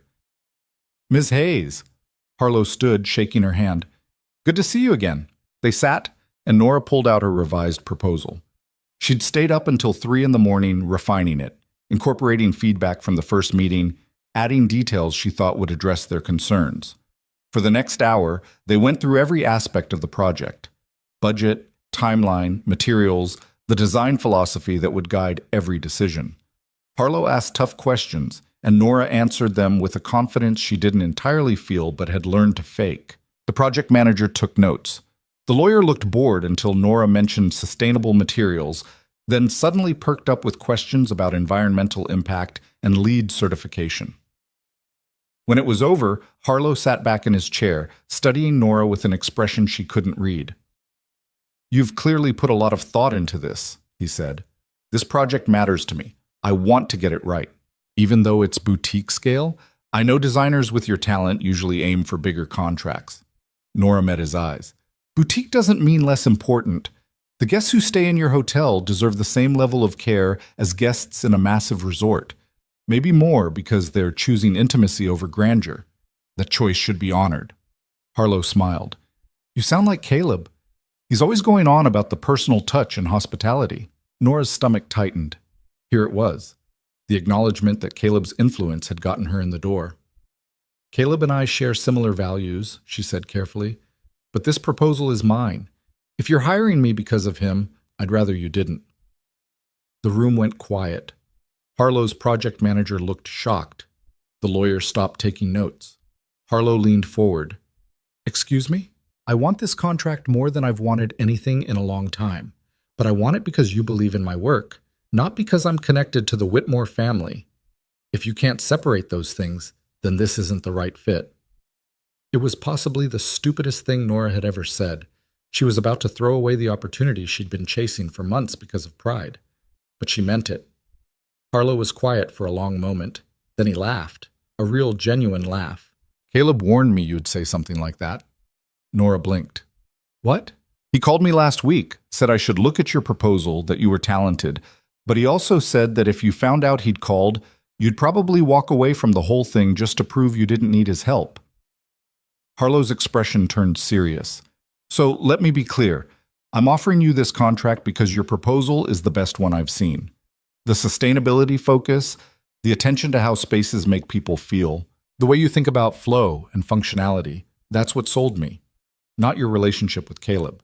You're offering me the contract? Pending final negotiations with our legal team, yes. Are you interested? Nora's hand shook. Yes, absolutely yes.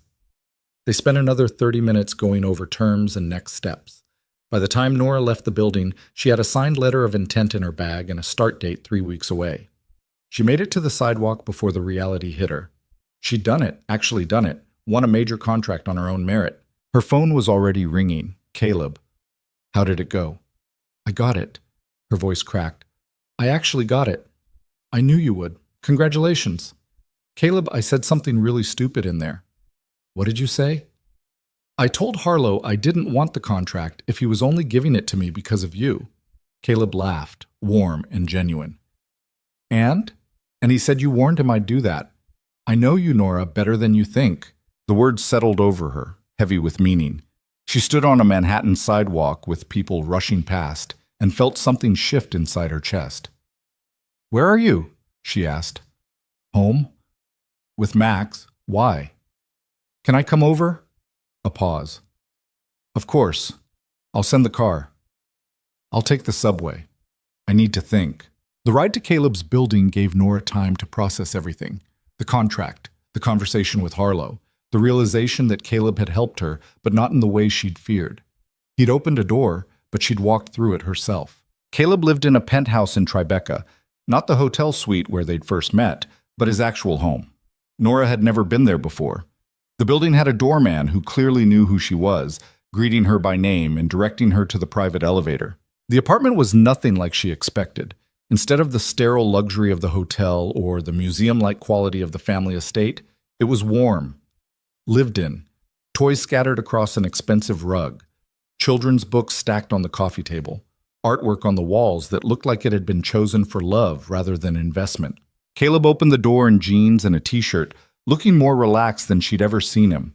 Max was visible in the background, building something elaborate with blocks. You came, Caleb said. I said I would. You also said you needed to think. I wasn't sure what conclusion you'd come to. Nora stepped inside and Max looked up, his face lighting up. Nora, you're here! Look at my tower! She walked over to admire the block tower, which was impressively tall and precarious. That's amazing. How many blocks is it? I don't know. I can't count that high yet. Max looked at her seriously. Are you staying for dinner? She glanced at Caleb. You're welcome to stay, he said quietly. Then yes, I'm staying. Max cheered and went back to his tower. Caleb led Nora to the kitchen, which was actually functional despite being high-end. There were sippy cups in the sink and drawings held to the refrigerator with magnets. I'm making pasta, Caleb said. Nothing fancy. Max won't eat anything that's not shaped like dinosaurs anyway. You cook? When the nanny has the night off, yes. I'm not completely useless. Nora sat at the kitchen island, watching him move around the space with easy familiarity. It was such a normal scene, a father making dinner for his son while his fiancée watched, except none of it was supposed to be real. Thank you, she said. For what? For calling Harlow, for believing in my work, for not making it weird. Caleb looked at her over his shoulder. You're talented, Nora. I didn't do anything except tell someone else what I already knew. Still, thank you. They fell into silence, but it was comfortable. Max came running in asking for juice, which Caleb provided along with a snack. The little boy climbed onto the stool next to Nora and started narrating his entire day, something about circle time and a kid named Emma who brought a frog to show and tell. Nora listened, genuinely interested, asking questions that made Max giggle. This felt real in a way nothing else had. No cameras, no performance, just a family being together. Except they weren't a family. Not really. Dinner was chaotic in the best way. Max insisted on sitting between them, spilling juice twice and getting pasta sauce on his shirt. Caleb handled it all with the practiced ease of someone who'd been doing this alone for a while. After dinner, they played a board game that Max won by making up rules. Then it was bath time, and Caleb looked at Nora apologetically. This usually takes a while. You don't have to wait. Can I help? He looked surprised. You want to help with bath time? Why not? I've never bathed a 4-year-old before. Seems like something I should learn. What she didn't say was that she wasn't ready to leave yet. That this apartment, this life, felt more real than anything in her own world. Bath time was an adventure.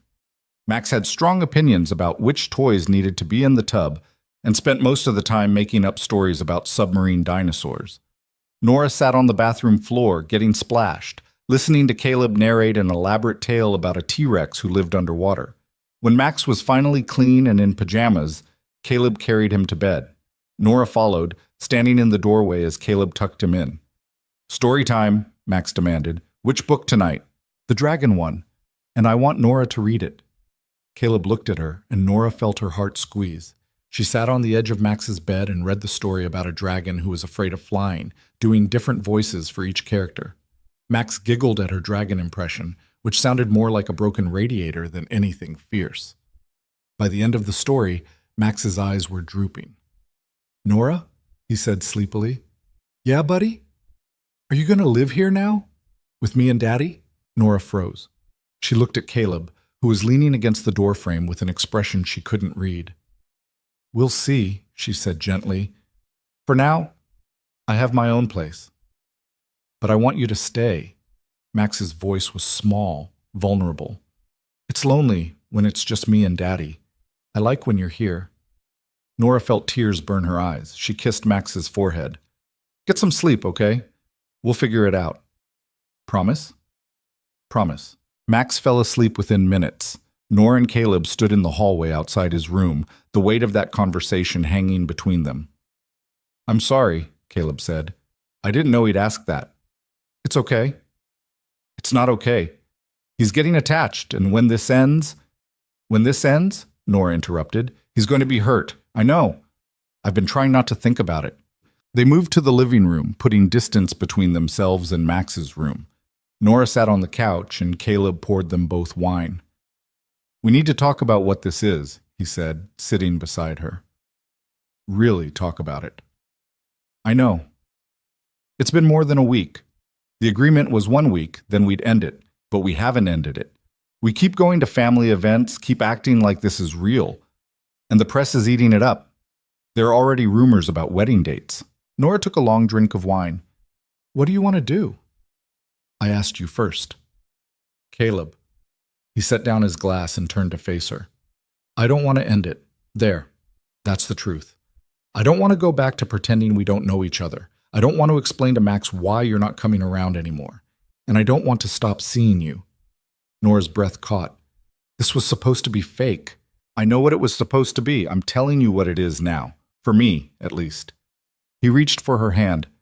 You make me laugh. You call me on my bullshit. You play with my son like he's the most important person in the world. You fit into my life in a way I didn't think anyone could after Rebecca died. I'm not Rebecca. I don't want you to be Rebecca. I want you to be you. His grip on her hand tightened. I'm falling for you, Nora. I've been falling for you since you stood in that hallway in your wrinkled clothes and refused to be intimidated. And I need to know if there's any chance you feel the same way. Nora looked at their joined hands, at this man who'd started as a mark in a con and had become someone she couldn't imagine losing. I'm terrified, she whispered. Of what? Of this? Of you? Of the fact that I'm broke and broken and you're... She gestured around the apartment. This. All of this. Your world, your family, your life. It's so far from mine that I don't even know how to bridge the gap. So we build a bridge together. What if I can't do this? What if I fail? What if you succeed? Caleb cupped her face, making her look at him. You've spent so long expecting things to fall apart that you can't see when they're actually coming together. The contract with Harlow? You earned that. Amanda Chen wanting to hire you? You earned that too.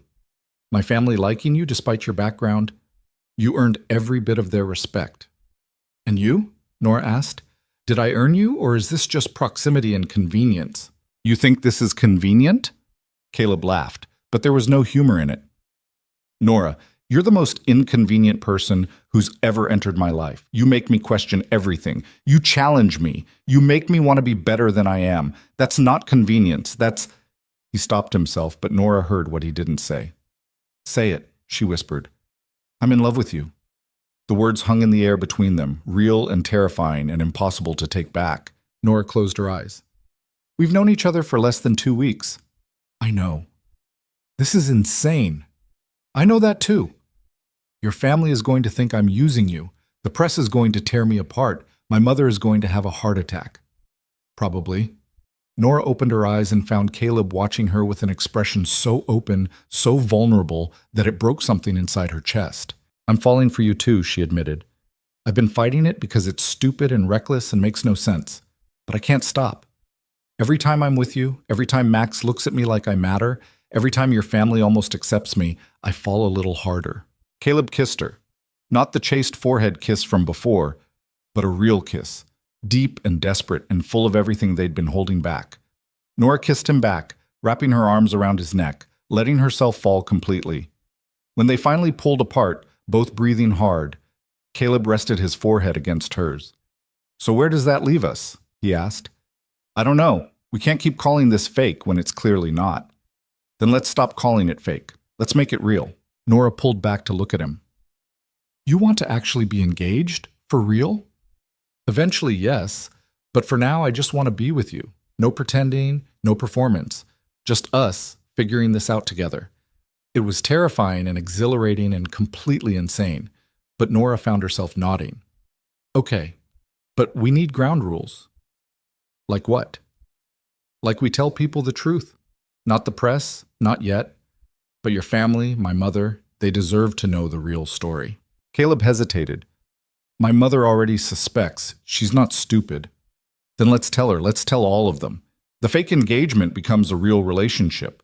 We're dating, taking it slow, seeing where it goes. What about Max? Nora thought about the little boy sleeping down the hall, the way he'd asked if she was going to live there, the hope in his voice. We're careful with Max. We don't make promises we can't keep. We let him set the pace for how much I'm in his life. Caleb nodded slowly. I can live with that. They sat together on the couch, Nora's head on Caleb's shoulder, processing the fact that they'd just turned a con into something real. My mother is going to lose her mind, Nora said. My mother is going to throw a party. The press is going to dig even deeper into my background. Let them. There's nothing to hide anymore. Nora turned to look at him. Aren't you worried about what they'll find? The debt, the failed business, my messy history? No. Because none of that defines you. You're rebuilding, you're fighting, you're stronger than anyone I know. If the press wants to judge you for having a past, they can go to hell. She kissed him again, softer this time. When did you get so good at this? At what? Making me believe I'm worth something. You've always been worth something. I'm just helping you see it. They talked for hours after that, curled up together on the couch, mapping out how this could actually work. Caleb would tell his family the truth about how they met, framing it as a misunderstanding that turned into something real. Nora would call her mother and explain that the engagement had been rushed, but was now becoming genuine. They'd continue going to events together, but as an actual couple instead of performing one. And they'd take it slow with Max, making sure he understood that Nora cared about him, but that things were still new. Around midnight, Nora started to leave. Caleb walked her to the door. Stay, he said. I can't. Not with Max here. It's too soon. I meant stay in the guest room. It's late, and I don't want you going home alone. Nora considered it, then nodded. Okay, but I need to leave early tomorrow. I have a meeting with Amanda Chen about the Hamptons project. Look at you, collecting contracts. Don't jinx it. Caleb showed her to the guest room, which was decorated in soft blues and had an ensuite bathroom. He lingered in the doorway. Thank you, he said. For what? For giving this a chance, for not running when you had every reason to. I'm still terrified, Nora admitted. Me too. But I think that means we're doing it right. He kissed her goodnight and left, closing the door behind him. Nora changed into a t-shirt Caleb had given her and climbed into the guest bed, surrounded by luxury she was starting to get used to. Her phone buzzed, a text from Marcus. So, are you two actually together now, or are we still pretending? Nora stared at the message, then typed back, "How did you know?" "Please. I've seen the way Caleb looks at you. He hasn't looked at anyone like that since Rebecca. I'm not an idiot. We're taking it slow." "Good. He needs slow." "And Nora? Welcome to the family, for real this time." She set the phone down and closed her eyes, letting the reality sink in. She'd gone from a broke designer sleeping in the wrong hotel room to the girlfriend of a billionaire with actual job prospects and a complicated family that was starting to feel like her own. It was insane, all of it. But for the first time in years, Nora Hayes felt like she was exactly where she was supposed to be. The next morning, Nora woke to the smell of pancakes and the sound of Max giggling. She padded out to the kitchen in Caleb's t-shirt and found both of them covered in flour. "We're making breakfast," Max announced. "Daddy let me crack the eggs." "I can see that," Nora said, taking in the mess. Caleb looked up and smiled at her in a way that made her heart skip. "Coffee, please?" She sat at the island while they finished making pancakes, watching Caleb teach Max how to flip them without making a disaster. It was domestic and sweet and everything Nora had never let herself want. After breakfast, after she'd helped clean up and said goodbye to Max, Caleb walked her to the elevator. "When can I see you again?" he asked. "Tomorrow? I'll have more details about the Harlow contract by then. Dinner at my place. I'll cook." "You really need to stop spoiling me." "Never." The elevator arrived and Nora stepped inside. Just before the doors closed, Caleb called out, "Nora?" "Yeah?" "I meant what I said last night, all of it." The doors closed on his smile, and Nora rode down to the lobby with a grin she couldn't suppress. Her phone rang immediately. Her mother. "You're dating him for real now, aren't you?" her mother said without preamble. "How did you—" "A mother knows." Also, Marcus Whitmore posted something cryptic on Instagram about welcoming someone to the family. "I might be old, but I'm not dead." Nora laughed. "Yes, Mom, we're dating for real now." "And the engagement?"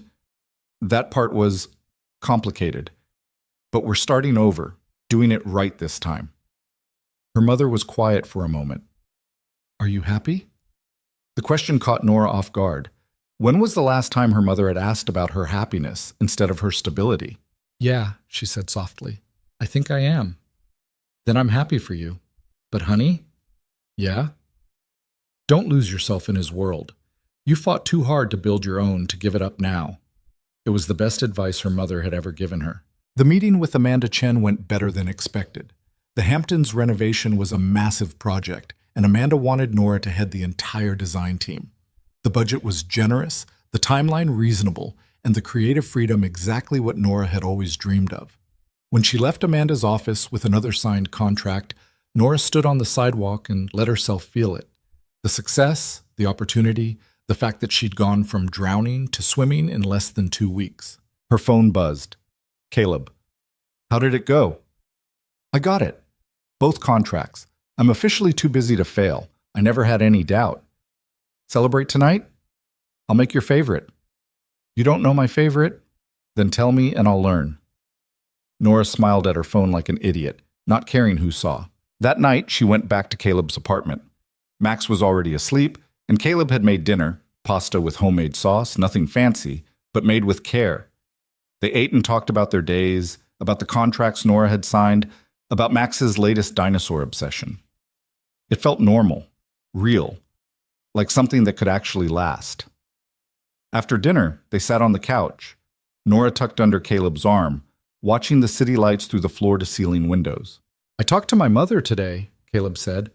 "Told her the truth about how we met." Nora sat up. "And?" She laughed for about 5 minutes. Then she said she'd suspected something was off, but decided the end result was worth the questionable beginning. He paused. "She likes you, Nora. Actually likes you, not just tolerates you." "That's terrifying." "It's a good thing. Trust me." They sat in comfortable silence for a while, just being together. "Can I ask you something?" Nora said. "Anything." "What was she like?" "Rebecca?" Caleb tensed slightly, but he didn't pull away. "She was brilliant, a doctor, specialized in pediatric oncology.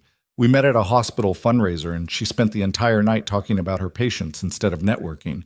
I fell in love with her that night. How long were you married? 6 years. Max was 2 when she got diagnosed. She fought for 18 months, but the cancer was aggressive. His voice was steady but quiet. She made me promise I'd move on, that I wouldn't spend the rest of my life alone just because she was gone. I told her I would, but I didn't believe it. Couldn't imagine wanting anyone else. And now? He looked at Nora, his expression open and honest. Now I think she'd be happy I found you. You're nothing like her, but that's not a bad thing. You make me feel alive in a different way, like I'm building something new instead of trying to recreate what I lost. Nora kissed him, soft and slow, and tried to show him everything she couldn't put into words. When they pulled apart, Caleb smiled. Stay tonight, in my room this time. What about Max? He knows you stayed over last night, and he'll be thrilled to see you at breakfast again. You're sure? I've never been more sure of anything. Nora stayed. They fell asleep tangled together, and when morning came, Max burst into the room demanding pancakes again. He climbed onto the bed between them, completely unfazed by finding Nora there. Are you my dad's girlfriend now? He asked. Nora and Caleb exchanged glances. Yeah, buddy, Caleb said. She is. Good. I like her. Max turned to Nora. Can you live here now? Not yet, but I'll visit a lot. Every day? As often as I can. Max seemed satisfied with that answer. He scrambled off the bed and ran to get his dinosaurs, ready to show Nora which ones had arrived since her last visit. Caleb pulled Nora close and kissed her temple. Welcome to the chaos. I think I like the chaos. Good. Because it's only going to get worse from here. He was right, but for the first time in her life, Nora was ready for it. The chaos Caleb warned about came in waves, some expected and some that blindsided Nora when she least expected it. 3 months into their real relationship, she was sitting in her new office, an actual office with her name on the door, rented with money from the Harlow contract, when her phone lit up with a call from a number she didn't recognize. Nora Hayes speaking? Ms. Hayes, this is Jennifer Park from The Times. I'm doing a piece on women entrepreneurs in New York, and I'd love to interview you about your recent success in the design world. Nora's first instinct was to say no. The press had been relentless since she and Caleb had gone public with their relationship, most of it focused on her background, her sudden rise, the Cinderella narrative everyone seemed desperate to write. But then she thought about what Caleb had said. Let them look. There's nothing to hide. What kind of piece? She asked. A feature on women who've built successful businesses despite obstacles. I understand you've recently landed several major contracts after a difficult period. Who told you about the difficult period? Jennifer hesitated. I did my research, but I'm not interested in tabloid gossip. I want to talk about the work. Something in her tone made Nora trust her. Okay. When? The interview happened 2 days later at a coffee shop in Brooklyn. Jennifer was younger than Nora expected, maybe 28, with the sharp focus of someone who actually cared about getting the story right. They talked for 2 hours. About Nora's education, her early struggles, the business partner who'd stolen from her. About the decision to keep going even when everything fell apart. About the night she accidentally walked into the wrong hotel room and how that mistake had somehow led her here. Can I ask about Caleb Whitmore? Jennifer said carefully. You can ask. There's been speculation that you've only succeeded because of your relationship with him. How do you respond to that? Nora had prepared for this question. She'd rehearsed responses with Caleb, practiced staying calm. But sitting there, drinking overpriced coffee and talking to a reporter who seemed genuinely interested in the truth, the prepared answers felt hollow. Caleb opened doors for me, she said honestly. I won't pretend he didn't, but I'm the one who walked through them. He got me the meeting with Richard Harlow, but I'm the one who won that contract with my proposal. He introduced me to people at the gala, but I'm the one who impressed them enough to hire me. So you're saying the relationship helped? I'm saying that's how the world works. People with connections get opportunities that people without them don't. I got lucky, but I also worked my ass off to deserve that luck. Nora leaned forward. And you know what? I'm tired of apologizing for it. Yes, I'm dating someone wealthy. Yes, that comes with advantages, but I'm also talented and I earned my place in this industry. Jennifer smiled. That's a good quote. Please don't make me sound like an entitled brat. I'll make you sound like what you are. Someone who's honest about the realities of success while also owning her achievements. The article came out 2 weeks later. It was fair, balanced, and portrayed Nora as someone who'd overcome obstacles without pretending those obstacles made her a saint. The comments section was predictably mixed. Some people praised her honesty, others called her a gold digger, but Nora found she didn't care as much as she thought she would. She was too busy working. The Harlow project consumed her days. The design team she'd assembled was small but talented, and watching her vision come to life was more satisfying than anything she'd experienced. The Hamptons renovation with Amanda Chen was equally demanding, requiring weekly site visits and constant problem-solving. Nora hired an assistant, then another designer. Her little firm was growing slowly but steadily into something sustainable, but the work meant less time with Caleb and Max, and that created its own complications. 4 months in, she and Caleb had their first real fight. It started small. Nora had to cancel dinner because of a client emergency. Then she missed Max's school performance because she was at a construction site in the Hamptons. Then she showed up to a Whitmore family event an hour late, exhausted and covered in plaster dust. Caleb didn't say anything at first. He was patient, understanding, supportive in all the ways she'd learned to expect from him. But patience had limits. "We need to talk," he said one night after Max had gone to bed. Nora looked up from her laptop where she'd been reviewing fabric samples. "About what?" "About the fact that you've been here twice in the last 2 weeks." "I've been busy. You know that." "I do know that. But Max doesn't understand why you keep promising to come over and then canceling." Guilt hit Nora like a physical blow. "I never promised." "You told him you'd help build his Lego set. You said you'd come to his soccer game. You said a lot of things, Nora." "I said I'd try. I never guaranteed." "He's 4. He doesn't understand the difference between I'll try and I'll be there." Nora closed her laptop, anger rising in her chest. "So what are you saying? I should give up my career to be available whenever Max wants me around?" "That's not what I'm saying." "Then what are you saying?" Caleb ran his hand through his hair, frustrated. "I'm saying we need to find a balance. You're building something important, and I'm proud of you. But you're also part of this family now, and that comes with responsibilities." "I never asked to be part of your family." The words came out harsher than she intended. Caleb's expression shuddered. "You're right," he said quietly. "You didn't ask for any of this. Maybe that's the problem." "What's that supposed to mean?" "It means I'm all in, Nora. I love you. I want you in my life and in Max's life. But I need to know you want that too, not just when it's convenient. I do want that. Then act like it." His voice rose, then immediately dropped. "I'm sorry, I shouldn't have yelled." They stood in the kitchen, the space between them feeling wider than it was. "I don't know how to do this," Nora said finally. "I don't know how to be what Max needs and also build my career. I spent years fighting to get here, and now that I'm finally succeeding, I'm terrified of losing it." "I'm not asking you to lose anything. I'm asking you to make space for us." "What if I can't? What if I'm not capable of being the person you need?" Caleb crossed the space between them, taking her hands. "You are capable. You're one of the most capable people I know. But you're so scared of failing that you're sabotaging the parts of your life that are actually working. That's not fair. Isn't it?" His eyes searched hers. "You're brilliant at your job because you pour everything into it. But relationships require the same energy, and you keep holding back like you're waiting for this to fall apart."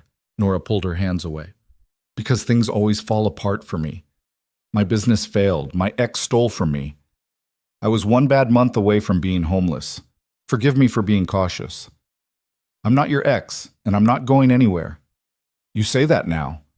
I'll say it forever if that's what it takes for you to believe me." They stared at each other, both breathing hard, both scared. "I don't want to lose you," Nora whispered. "Then stop pushing me away." She let him pull her close, let herself cry against his chest while he held her.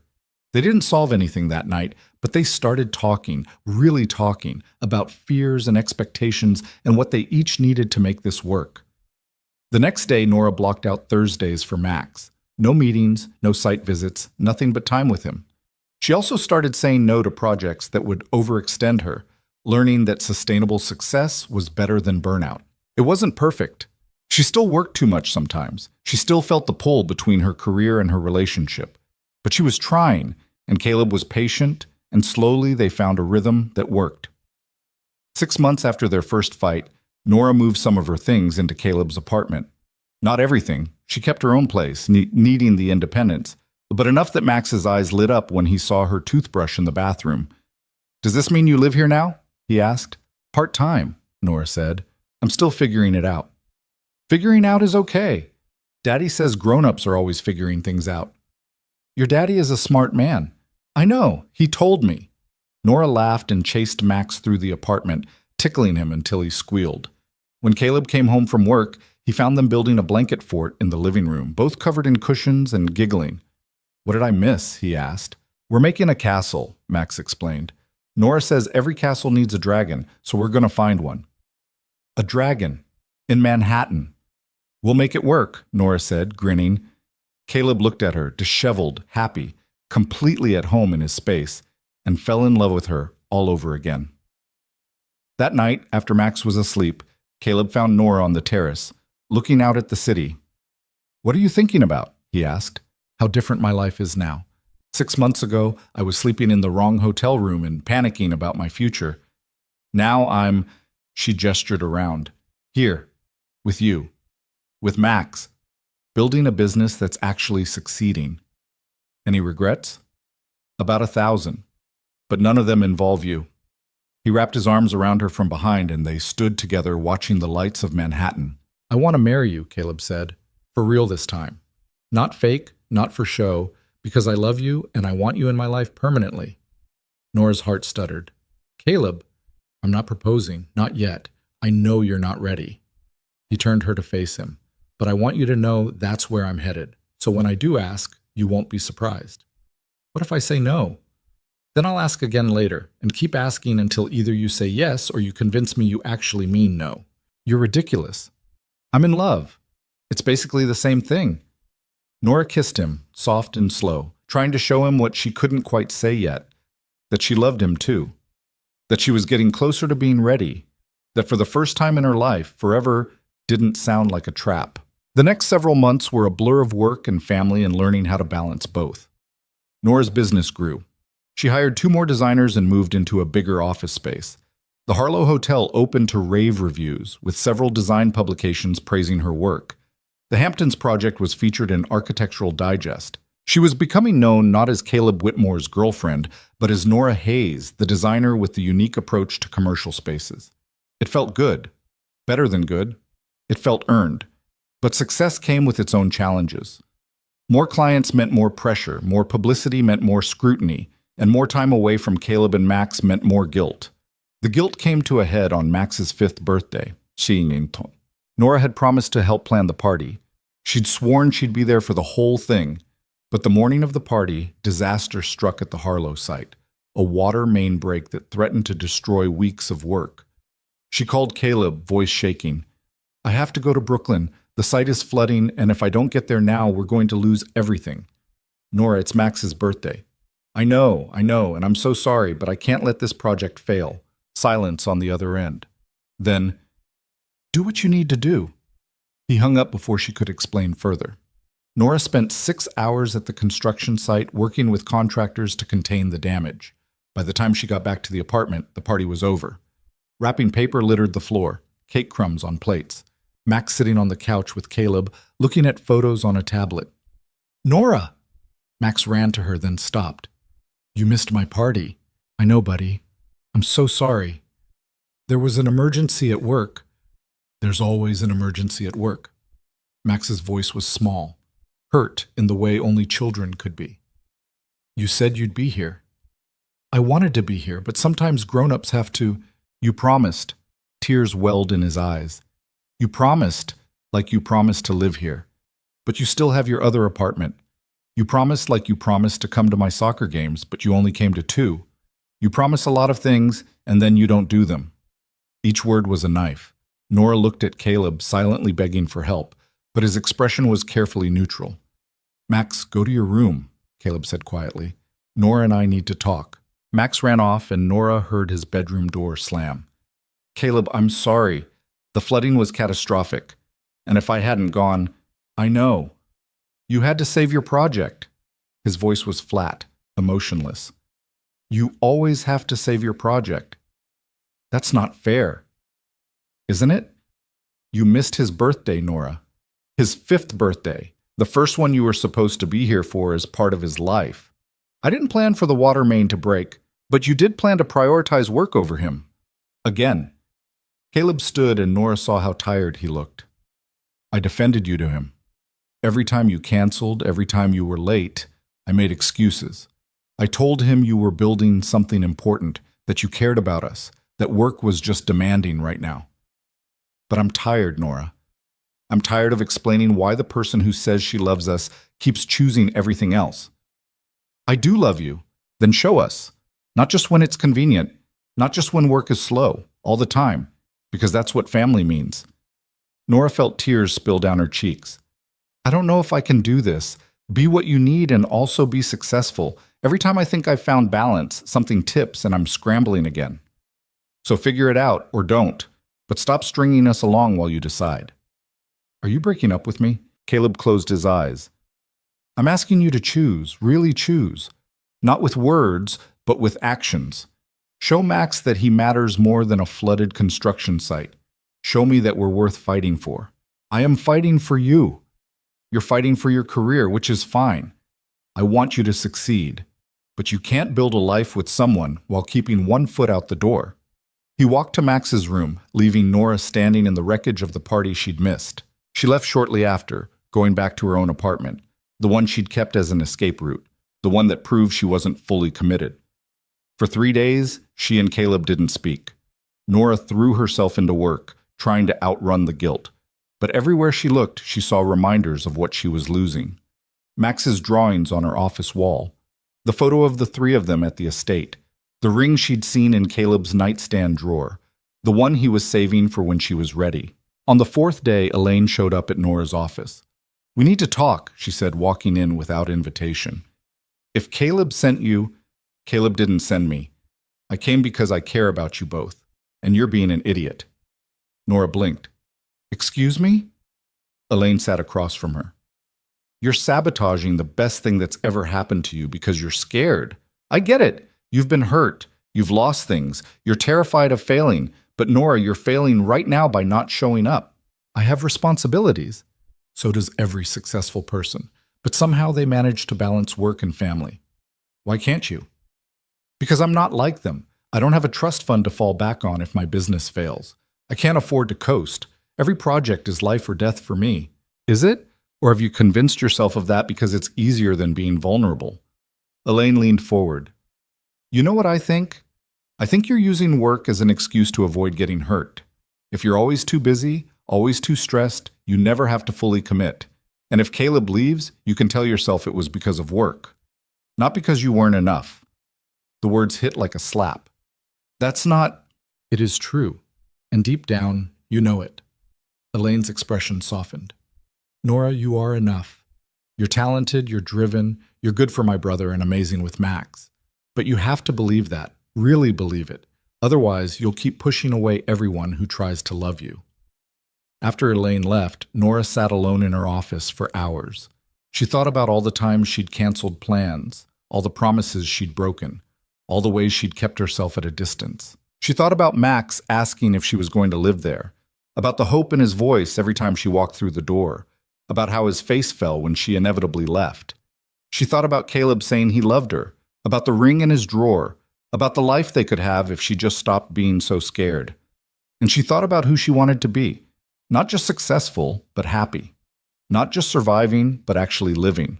The decision came surprisingly easily once she stopped fighting it. Nora went home, not to her apartment, but to Caleb's. She used the key he'd given her months ago, the one she'd been too scared to actually use regularly. Caleb was in the kitchen making dinner. He looked up when she walked in, his expression carefully guarded. I want to give up my apartment, Nora said. He set down the knife he'd been using. What? My apartment. I want to give it up.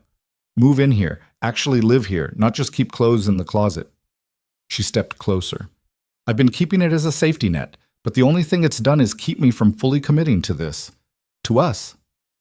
Nora, I'm not finished. She took a breath. I also want to hire another senior designer, someone who can handle site visits when I can't, someone who can take on client emergencies, so I'm not always the one running to put out fires.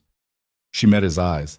I can't be everything to everyone, and I've been trying to be, and all it's done is make me fail at the things that actually matter. You haven't failed. I missed Max's birthday because I couldn't delegate. That's failing. Tears burned her eyes. I'm scared, Caleb. I'm so scared of losing my business that I've been losing you instead. But I can't do that anymore. You and Max, you're more important than any contract. Caleb closed the distance between them, cupping her face. Say that again. You're more important than any contract. You mean it? I mean it. And I'm sorry it took me so long to figure that out. He kissed her, deep and desperate, and Nora kissed back, pouring everything into it, all her fear, all her love, all her hope that it wasn't too late. When they pulled apart, Caleb rested his forehead against hers. Max cried himself to sleep last night. He thought you left because he wasn't good enough. Nora's heart shattered. Where is he? In his room. She went to Max's bedroom and found him sitting on his bed, playing half-heartedly with his dinosaurs. When he saw her, his face crumpled. I'm sorry I was mad at my party, he said. I didn't mean to make you leave. Nora sat beside him and pulled him into her lap. You didn't make me leave, buddy. I left because I was scared and stupid and made a really bad choice. That's not your fault. That's mine. But you came back. I'll always come back. And from now on, I'm going to be here more. Not just sometimes, really here. I'm moving in, and I'm going to come to your soccer games, and I'm never missing another birthday. Max looked up at her with those serious dark eyes. Promise? I promise. And this time I mean it. He hugged her so tight Nora could barely breathe, and she held him back, making a silent vow to be better, to do better, to deserve the love this little boy was offering her. Over the next few weeks, Nora restructured her entire life. She hired a senior designer named Michelle, who was brilliant and hungry and capable of handling the day-to-day operations Nora had been trying to manage alone. She gave up her apartment and moved all her things into Caleb's place, making it truly home instead of just a place she visited. She set boundaries with clients, made Thursdays and weekends sacred, learned to say no to projects that would consume her life. It was hard, harder than she'd expected. The first time she turned down a lucrative contract because the timeline would interfere with Max's school play, she almost called them back to say yes. But Caleb was there, reminding her what mattered. And Max was there, showing her that being present was worth more than any paycheck. Her business didn't collapse. If anything, it got stronger. Michelle brought fresh ideas, and the team Nora had built was capable of more than she'd given them credit for. Turns out, she didn't have to do everything herself. 8 months after moving in, Nora woke up on a Saturday morning to find Caleb and Max standing beside the bed, both grinning like conspirators. What? She said, suspicious. We made you breakfast, Max announced, and Daddy says we have a surprise. They led her to the terrace, where a table was set with pancakes and fruit and coffee. But what caught Nora's attention was the banner Max had clearly made himself, with crooked letters that spelled out, "Will you marry us?" Nora's breath caught. She turned to find Caleb on one knee, holding a ring box. I know I said I'd warn you, he said, smiling, but Max insisted we surprise you. I helped pick the ring, Max stage whispered. Caleb opened the box, revealing a simple but beautiful ring that was so perfectly Nora it made her cry. Nora Hayes, you walked into my life by accident and became the best thing that's ever happened to me. You make me laugh, you challenge me, you love my son like he's yours, and I want this, us, forever. Will you marry me? For real this time? Nora looked at Caleb, then at Max bouncing excitedly beside him, then at the life they'd built together despite every obstacle. She thought about the terrified woman who'd slept in the wrong hotel room, sure she was about to lose everything. She thought about how far she'd come, how much she'd grown, how she'd learned that being vulnerable wasn't the same as being weak.